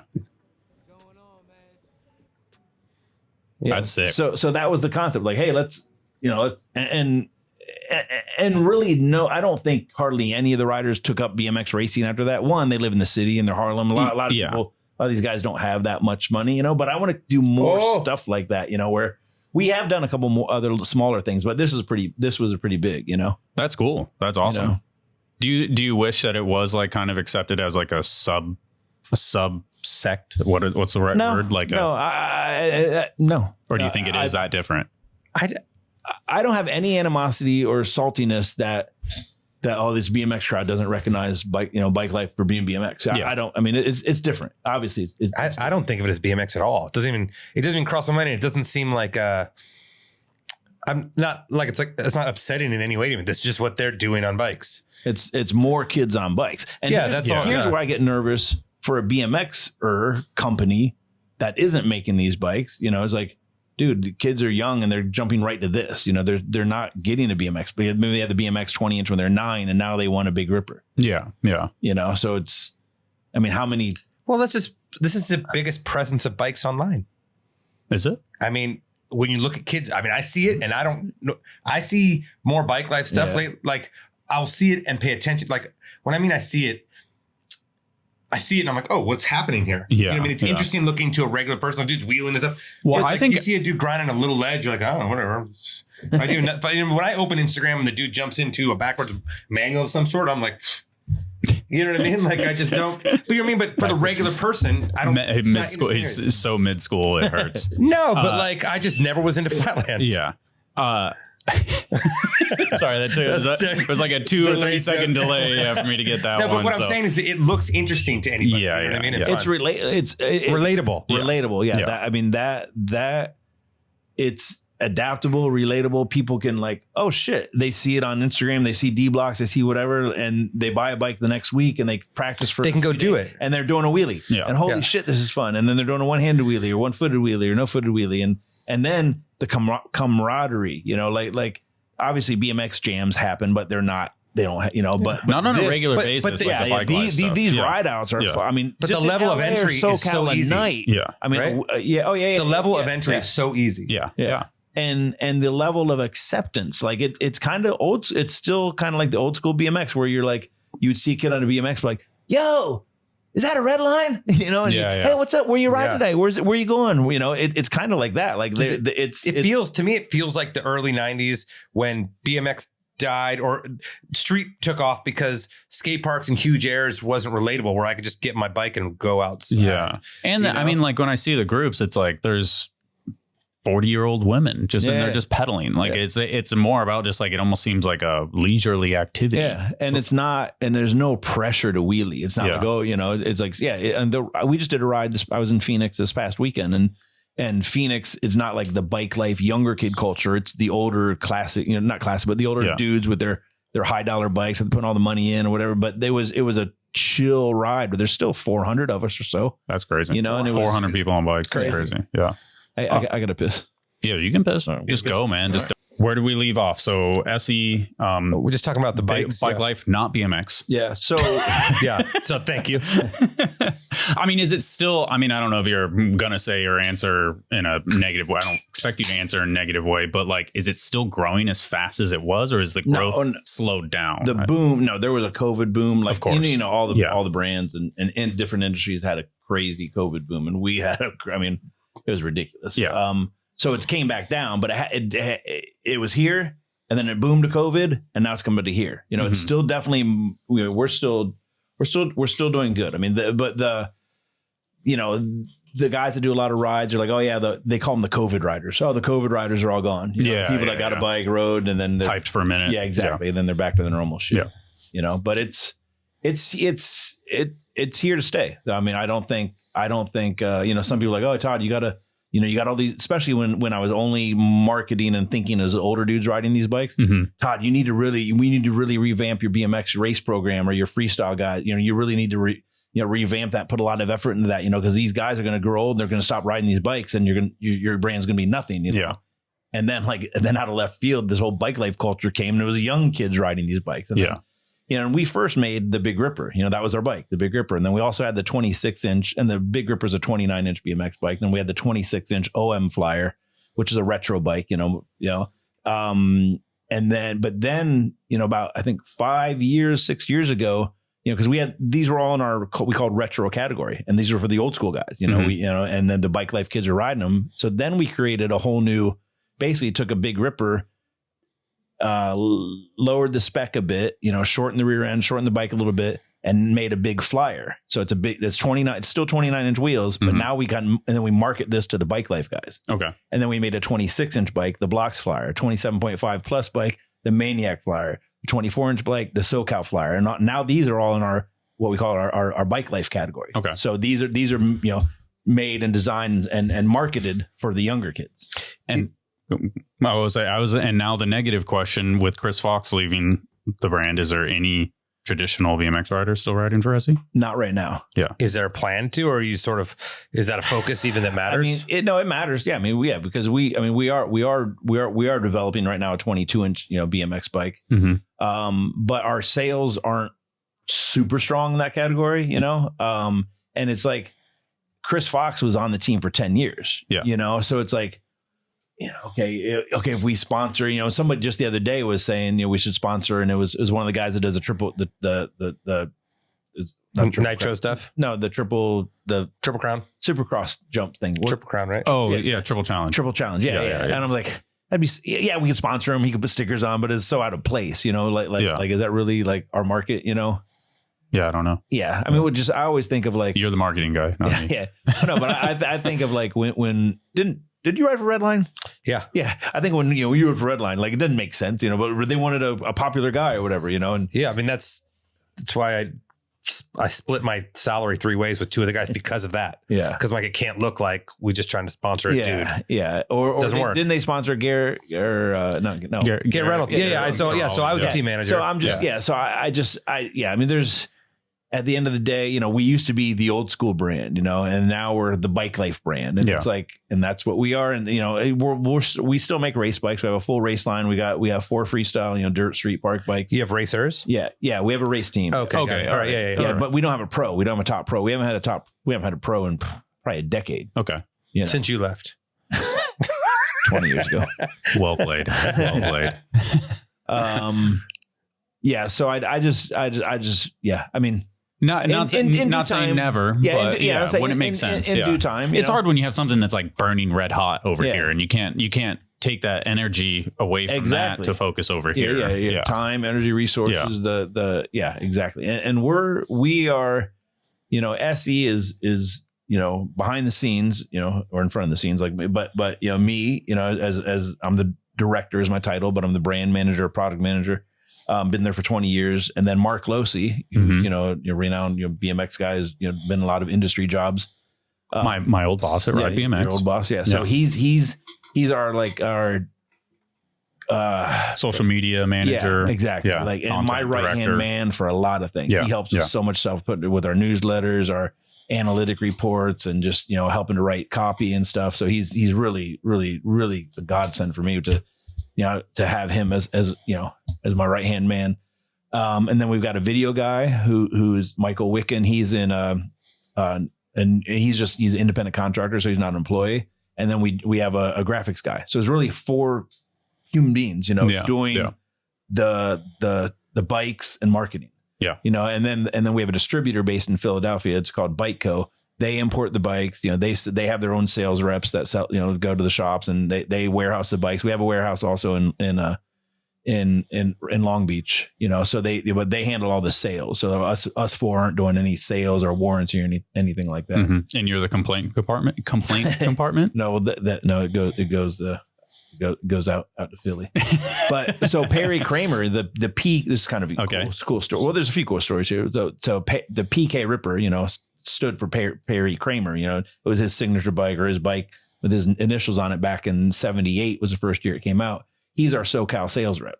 You know, so Perry, that's crazy. Yeah, wild. And he's been our rep for, I think, 6 years now. Does he get a double percentage of any bike he sells? No. His name's on it, and he's selling it. Yeah. So he's we do have a Perry Kramer PK Ripper 27.5, and he gets paid double per bike. Yeah. No, but better than double. Like, he gets paid like it's his that is his signature bike, because we have it. That's awesome. It literally has his signature. That's cool. On the that's cool. So, yeah. That's cool. All right, that's what I was looking for. That's pretty cool. Yeah. And then Mike Buff, who's an old school freestyle legend. You know, we for 4 years in a row we had a Mike Buff Big Ripper, Mike Buff PK Ripper, Mike Buff Fat Ripper. Yeah. Oh, crazy! And same I didn't know that. I didn't know that either. Yeah. So is the Fat Ripper stuff? Does that stuff like still do anything? Is that like the big bike? Big tires? No, that's the wheelie. That's the Wheelie Kid Dream bike, because the wheels. A Fat Ripper is a 26-inch bike, but the height. Thing. Yeah. This is the. To Public Enemy, right? Yeah, exactly. Imagine that. I'll get dinged for that, but just had a second of it. So I remember seeing this and being hyped, like the yeah. Oh, look at the blocks again. There's my 1x1s. Literally, that's what I was saying. It's like I literally had the same thing. I thought of that sprocket chunk, and I was like, dude, that's sick. It's like the same shit. Yep. There it is. Yeah, right there. Damn, dude. When was this? Like 6 years ago. Before then you can read. I feel like I'm just watching La Jolla again. This is it. So is that twin? No, that's about Huntington Beach Library. It looks like it though. Yeah, that bike is fun. Look, there it is. Look at it. Land up straight into it. Oh, right into a pedal. Damn, dude. That's down by Rampage. That's down by Sheep. Rampage. That's a 405 in Warner. Damn. This thing's giving Andy.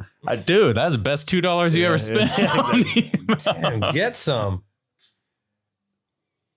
Yo, yeah. So I might sponsor you. So you still got it. Dude. I mean, 6 years ago. So the Fat Ripper's fun. I mean, we saw a clip more recently where he just got ran over. Oh yeah. Or never mind. Yeah, that's cool. Yeah, so I remember these. I remember these. Manual up the steps. What? Yeah. You know, like I was hyped on that.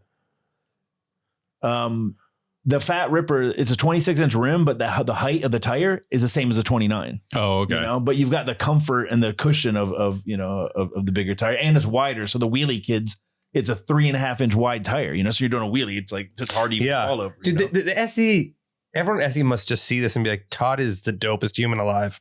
What do you mean? They just must see me go. He's designed an entire new bike, a new culture, and he rips everything. So, well, yeah, I need to start ripping again. So when you ask, Oh my God, look at that spot. Yeah. Damn climber you know, spot. that's it. Yeah, that's on Huntington Beach Library area. Oh my God, dude. How much is like 30 psi in those things? Yeah, 30 is rock hard though. Yeah, that's what I was thinking. Yeah, no, I do run them rock hard. Dude. I bet you do. Yeah. So RH with a circle. So Said RH with a circle around it. Look at the diary. Yeah. RH rock hard. You didn't even get that one. I was be blessed off his ass. No, this is DD. This is D-D. DD, yeah. D-B is drunk buzzed, and this is D-D is Drinking drunk. Oh, all right. Yeah. And B-blessed was weed. Which is HW hog and win? Is it But there's one Buddha, two Buddha. Dude, I would know at the end of the year. I would know how many times you smoked weed and stuff. or how many times I drank. I drank 70 times that year. Oh, wow. TL70 could have been it too, huh? Wow. They could name you. They could make a Dale's beer. Was there an HS? No, HS no. tally at the end there? What's HS? On the left. Had sex. Oh, Circle. Those are the girls. Oh yeah, the girl's name. Wait, in the where, corner. up top? Yeah, their names is kind of like so it's like a genre. Oh my God, that's every day. Underlined means No, this is a week though. Underlined is HS. Oh, 88 might have been an understatement. Anyway, that's just one book, y'all. That was 4 months. Talking about All right. no. So one thing. Back to your plugs. Yeah, the bikes are really good. What I do take pride in. We keep talking about pride, whatever. But when some people say like, "Could you've done this with another brand?" It's like, yeah, I would have done it with any brand I was working for. Mm-hmm. Because what I love to think about, and I would love to be in the car or be a fly on the wall when some dude, or the first time you saw it, like, what the hell? These kids are riding SE bikes. Look at, holy shit, there's 50 of them. They're all on big rippers, Yeah. How the hell did that happen? And obviously we're intertwined with bikes, but think of somebody that hasn't been intertwined and they just see like, I just saw 50 kids come by on these bikes and they look like PK rippers and they're big rippers. How the hell did that happen? Yeah. Why is that brand? And why isn't it Redline? Why isn't it GT? Why isn't it Kuahara? Why isn't it, Skyway? It could have been any brand, and then it's like Kuahara was on my list. Yeah. Of ones. Kuahara. Yeah. So anyway, but it could so could have been Haro. Yeah. Well, no.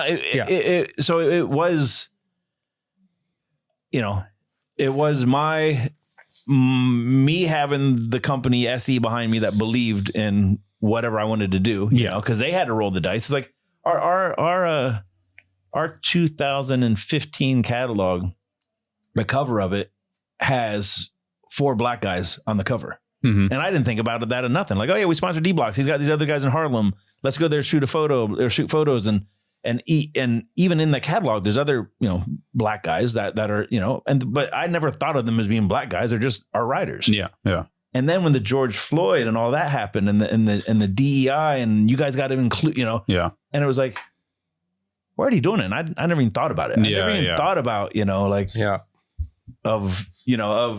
but we were doing stuff that the bike industry wasn't. And we still do, we were, do you know what the Bicycle Leadership Conference is? Called the BLC. It's like It's a big conference they have. And they have a bunch of head honchos. They didn't invite you to lead. No wonder why you don't know. Yeah, I've been accused of being an Illuminati, so that was proof. I have no idea what that is. So this was back in like 2018. They every year they have. It's usually right before the Sea Otter. It's up in Monterey. Okay. That they have the bicycle leadership conference on like Thursday before Monterey. And they have a lot of the industry guys there, and they have like some speakers. They had me as the speaker in about 2016, 17 or so.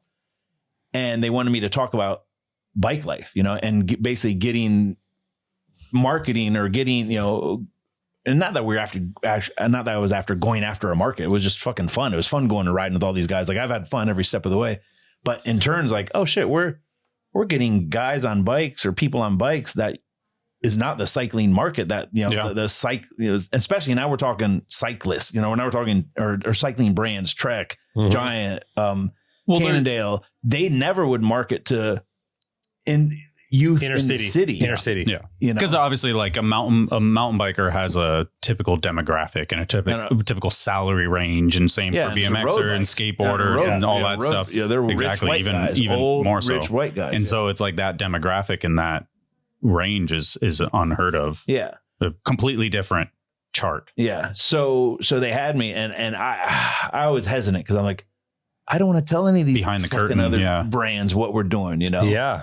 And sure, and Joe Hawk from Haro was there, and the other, and sure enough, a year later, Haro's got their first 29. Yeah, surprise, because this video I had was just awesome of just showing this community, and this every, and all these young guys, and they're just on these big bikes and they just love it, and does any of the is there a Cannondale version or a specialized one yet or anything like that? There's like I said, there's definitely a handful of BMX brands that have their one bike. They don't really market it much, but they have it as an offering.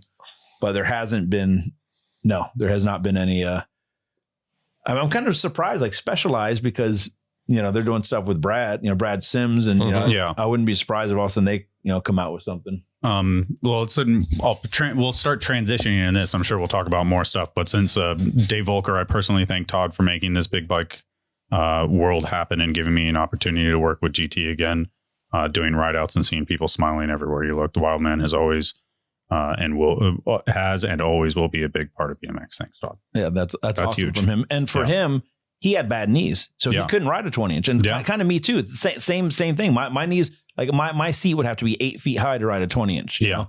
So it's like these big bikes have like kept me on a bike. We sort of talked. I mean, I think we kind of came to conclusions. Should bike life be considered BMX and be covered by BMX media outlets? Like, I mean, so here's my funny story with that. So I do with all of our postings on SE on the SE Bikes Instagram. Yeah. Usually like either Losi writes it and I kind of review it real quick just to put my little flair on it, or he writes it or I write it. But then when he writes it, the hashtags, he never hashtags BMX. And I hashtag BMX. Yeah. And so we have a certain hashtags that go with certain laser. We have old school, 5 hashtags for old school posts, 5 hashtags for race posts, and then bike life.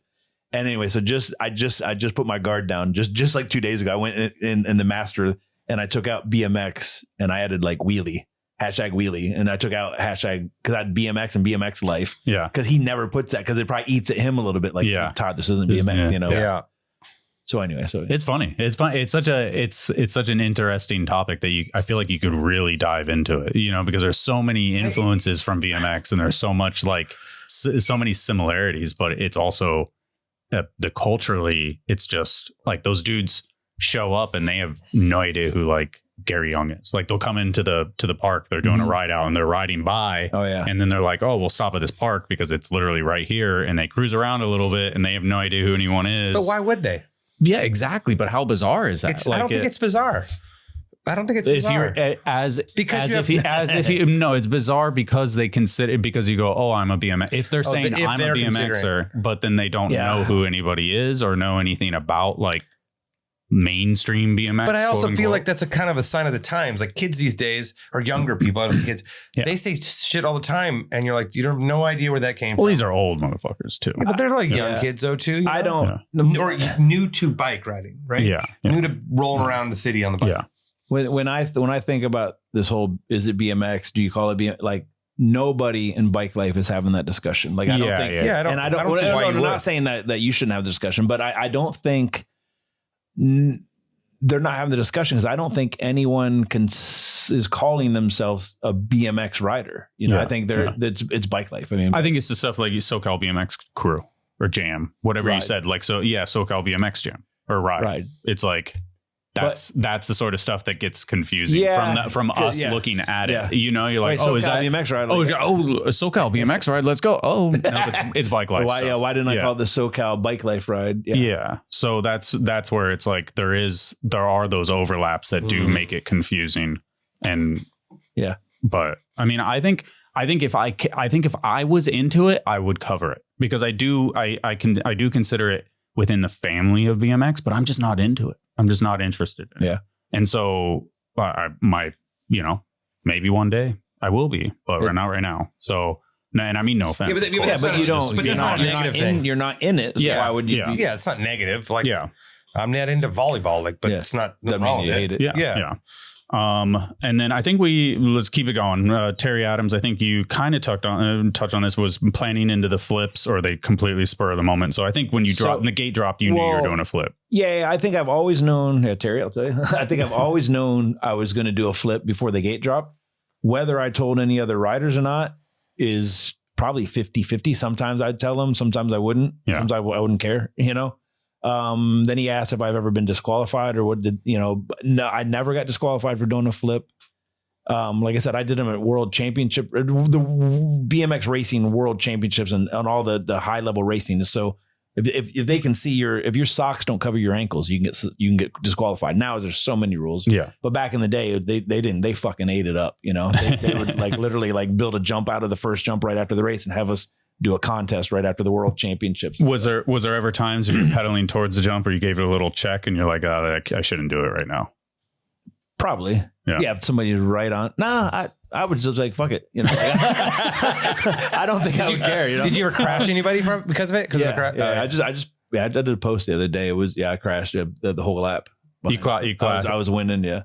Oh, no. Did you crash anybody else? Yeah. No, I crashed and I crashed everyone else. I want to see it. Did I post this? I guess I could have clicked right from that post, but which one do you? Maybe on Reels. Maybe on Reels. No, I'm trying to think if I posted it the other day. That's all good. Oh wait, right there. This one? No, left. That one? Middle. No, right. Yeah, watch. Turn it up.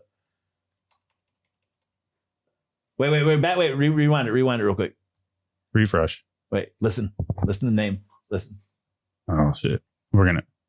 They say Turbo Toad. She called it the Turbo Toad. Yeah.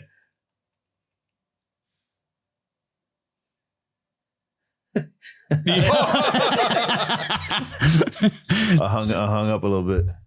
Look at Stu. Oh my God. Right into it. So you said this one's for you, Chris Doyle, before the gate dropped. When I told them fools I was going to flip the berm jump, they were shaking in their boots. Yes, on the post a couple of days before. Like, do you ever tell anyone? Wait, listen to the Turbo Toad again.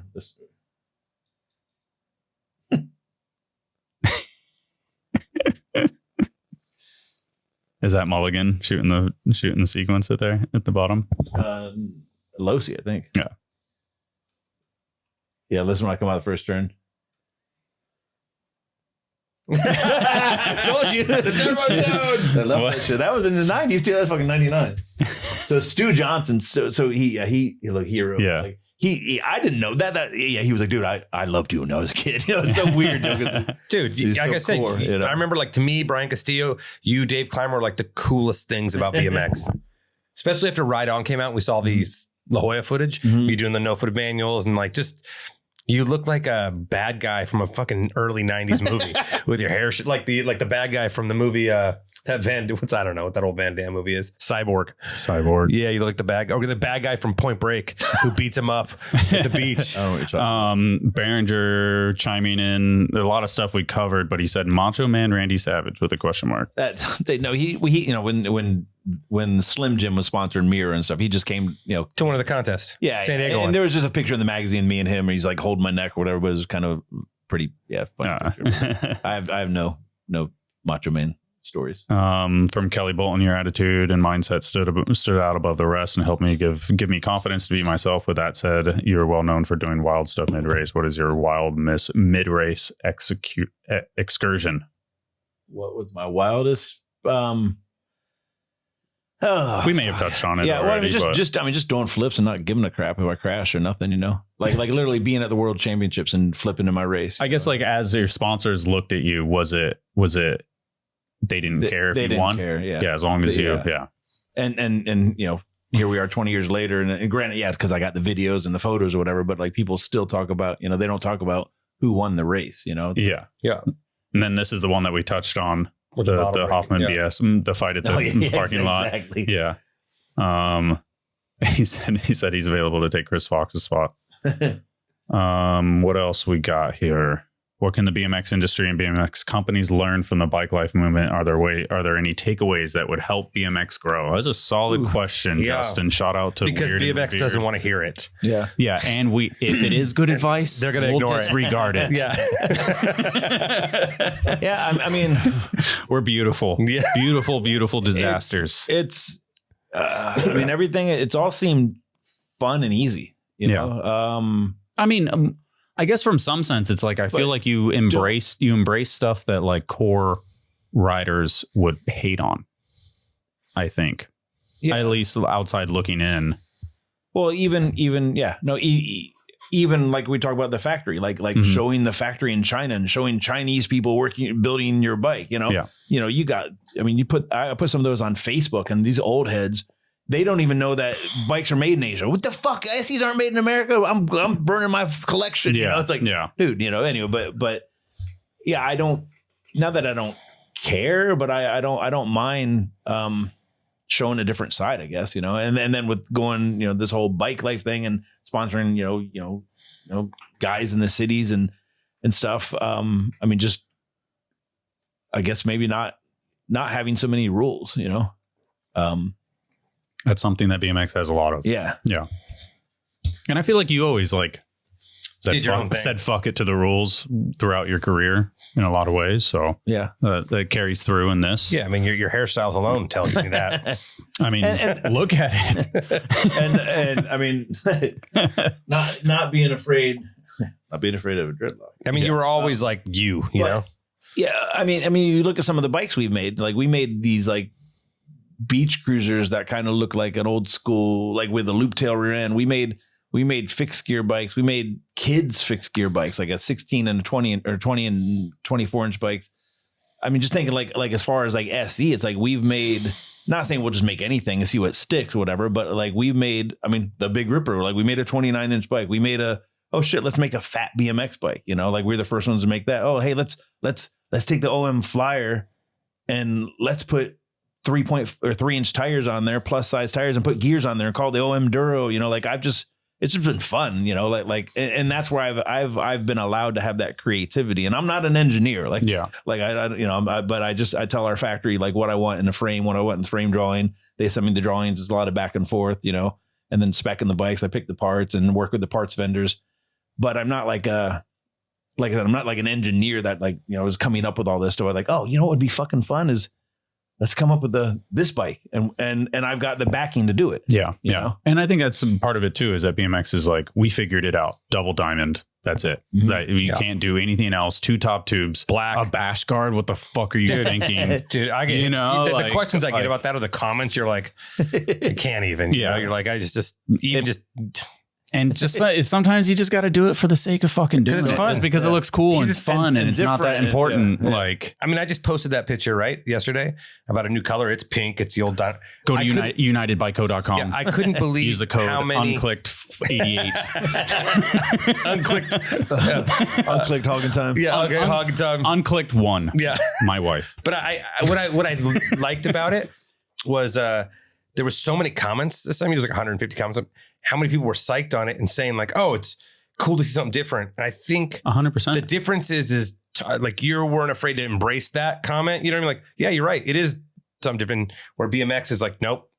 Yeah. Like it's got to be this way. A beautiful disaster. That's one thing. It's like the thing that makes BMX beautiful, and it's the thing that also just keeps it where it is in a lot of ways. And it's like, if you're in and you love it, it's fucking awesome. If you look at like, we don't want superfluous shit. Like, don't make it just for the sake of fucking making it. Like, we don't want that. But if you look at like BMX from about 88, 89 to like 94, it's clearly the most interesting time visually for bike riding, right? Because it was jerseys before that. Then the X Games back and it was back to jerseys, and Wildman.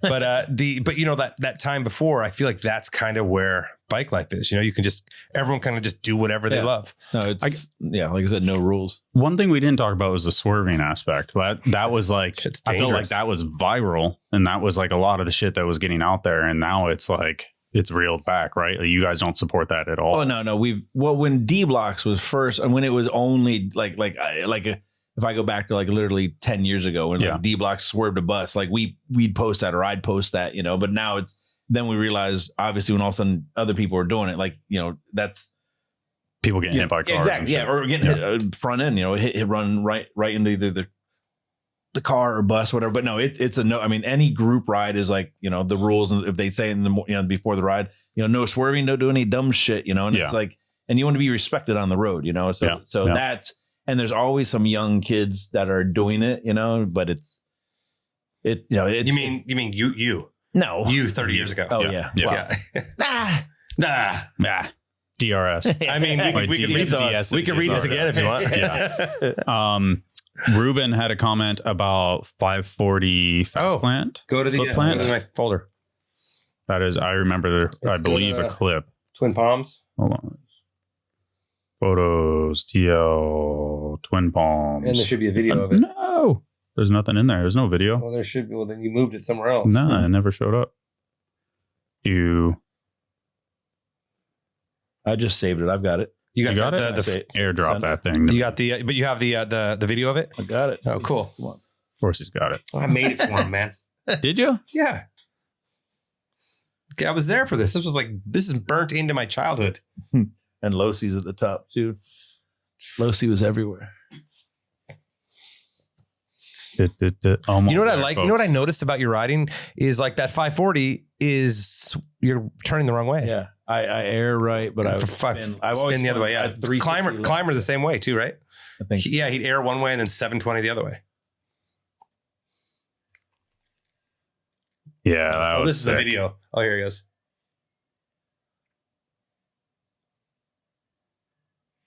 And that thing was skinny and sketchy, man. Yeah. I gotta get rid of that. Backstory? No, just fucking spin to win. Yeah. I remember trying to. I remember doing. Was your necklace? Oh, hey, what's up? Look at Nasty in the background on the phone. What? What? Where did that? Was that just built into your Instagram post? I'm funny. The chops. Oh, I hear the rain now, actually. Yeah. I mean, that's fucking sick, obviously.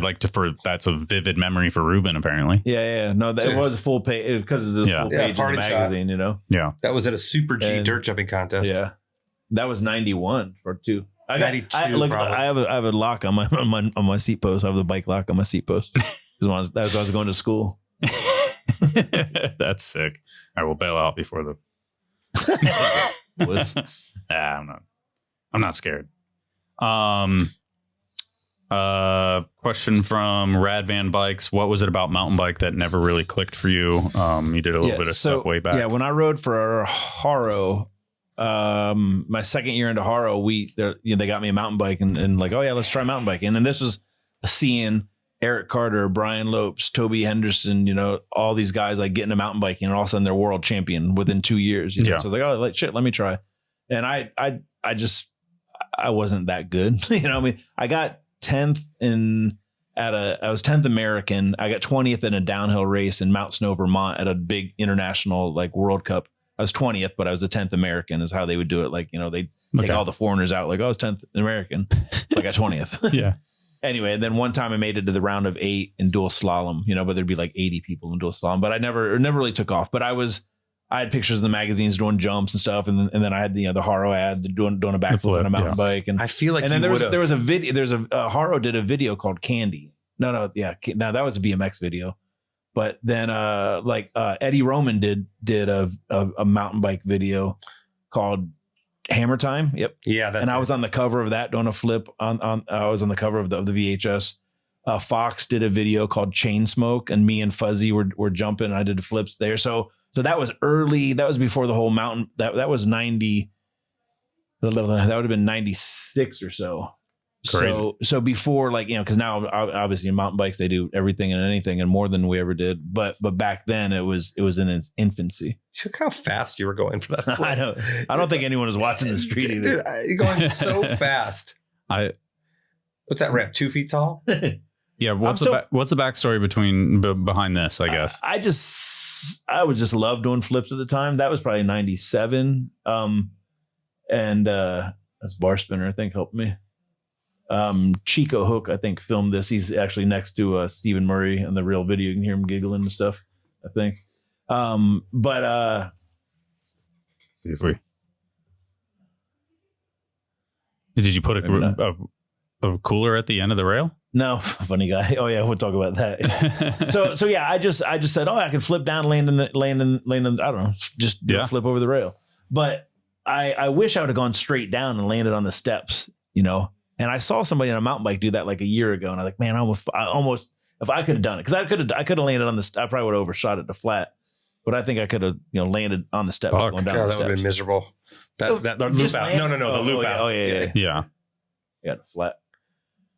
Yeah. So the dude that was asking about the cooler, that was the BS contest in B3 contest in San Diego when I was riding for Haro. There was a vert wall with the roll in with the handrail next to it, and I did a flare off the vert wall, meant to land, but I wanted to land on the other side of the handrail, but I thought it was possible that I would impale myself on the end of the handrail. So I right when I dropped in, I think it was maybe Hoffman, one of the guys, just put a cooler on the end of the handrail. And then when I did the flip, and the flare spun 180 and I landed on the handrail, almost like I was trying to grind it. Yeah. Yeah. And it looked like I was trying to grind it. People were like, dude, you almost grinded. I was like, I wasn't talking. I had my aluminum race bike. I used to enter the freestyle contest on my aluminum race bike. I didn't have pegs or a bash guard either. They've been gone for years, but what made you decide to cut your dreadlocks? I just had enough. I had them things on and off 3 times for 15 years. I had dreadlocks. And then I just had enough. That's it? That's the answer? Yeah. I just terrible. You know how much you got to mess with them and pull them apart. And then you don't pull. Look, if you don't pull them apart, they grow together, and then yeah. So just pain in the ass. So, rooftop, smell it. No, I know what it smells like. Rooftop, smoke it. Smoke it. Be blessed. Be blessed. Circle. There's one negative comment. Don Cerrone, I want to know why he blocks everybody on Instagram. Is he really that sensitive about beach cruiser bikes pretending to be BMX? So that's that core BMX mentality. Yeah, this is an older guy too, right? I don't know who this is. I don't give him too much credit. Yeah. But I just shit talk. When people just talk shit, yeah. If they don't like something, I don't whatever. But if they're just mad shit talking, I just quick. Exactly. Yeah. Then I never think about that person again in my life, especially somebody I don't even know. Yeah. Fair enough. That's a good way to do it. Yeah. That's a good policy. That's a good policy in general for everything. Yeah. What's next? Is there anything else? Did I miss anything? Rooftop? Did you miss anything? Is there? We could go on forever, dude. We really could. Did you have that? What was that? That list? It's pretty straightforward. The video game. Cutting the dreads, we just talked about that. MTV Sports. Yeah, so the Deer Deck, the Fantasy Factory. Yeah, we talked about that. Yeah, well, no, that was different. That show was the Robin Big show. The big black body. That's what I was referring to. Yeah. That was the story that I was referring to. Was you got them on that bike? So I just didn't know it was Fantasy Factory when I wrote that. Yeah. Did you ever have video parts? No, on a horror, like I said, horror had candy, but like I got hurt halfway through that. Yeah. I never really had a full such video a bummer. No. There's a few people that never get video parts, and it's such a bummer. Because it was like I tried to look, and I was like, "There's the Fox air raid footage, and then obviously, the porta potty. We got to talk about the porta potty. Do you wish you had a video part? You could have like really That would've filmed been one. cool. My back wheel blew up on that. Like it just fucking fell into pieces. Yeah. No, because I never really thought of myself as a You're a racer. yeah. Yeah, but everyone else did. Thought of what? You as like this street guru, Yeah, like the Ross well, dude. I mean, You know, there was the JNCO video. We did stuff, and the horror video we did stuff, but I never had like of it. You know, like where somebody would. you worked on it. Yeah, I feel like those writers. No. Yeah. So anytime the videos, yeah, we were just like, oh yeah, we're filming today. Like, Just but stuff. it wasn't like I'm going to film for this. It was just that they filmed when we were there. Because that's like, for other writers, like that's their whole career. Yeah. You know? Well, that's the other whole career. You know what I mean? Where yours career is very different. You know, it's like Did it's you ever events. wish you lit yourself on fire and then jumped a hip? Or Answer the question.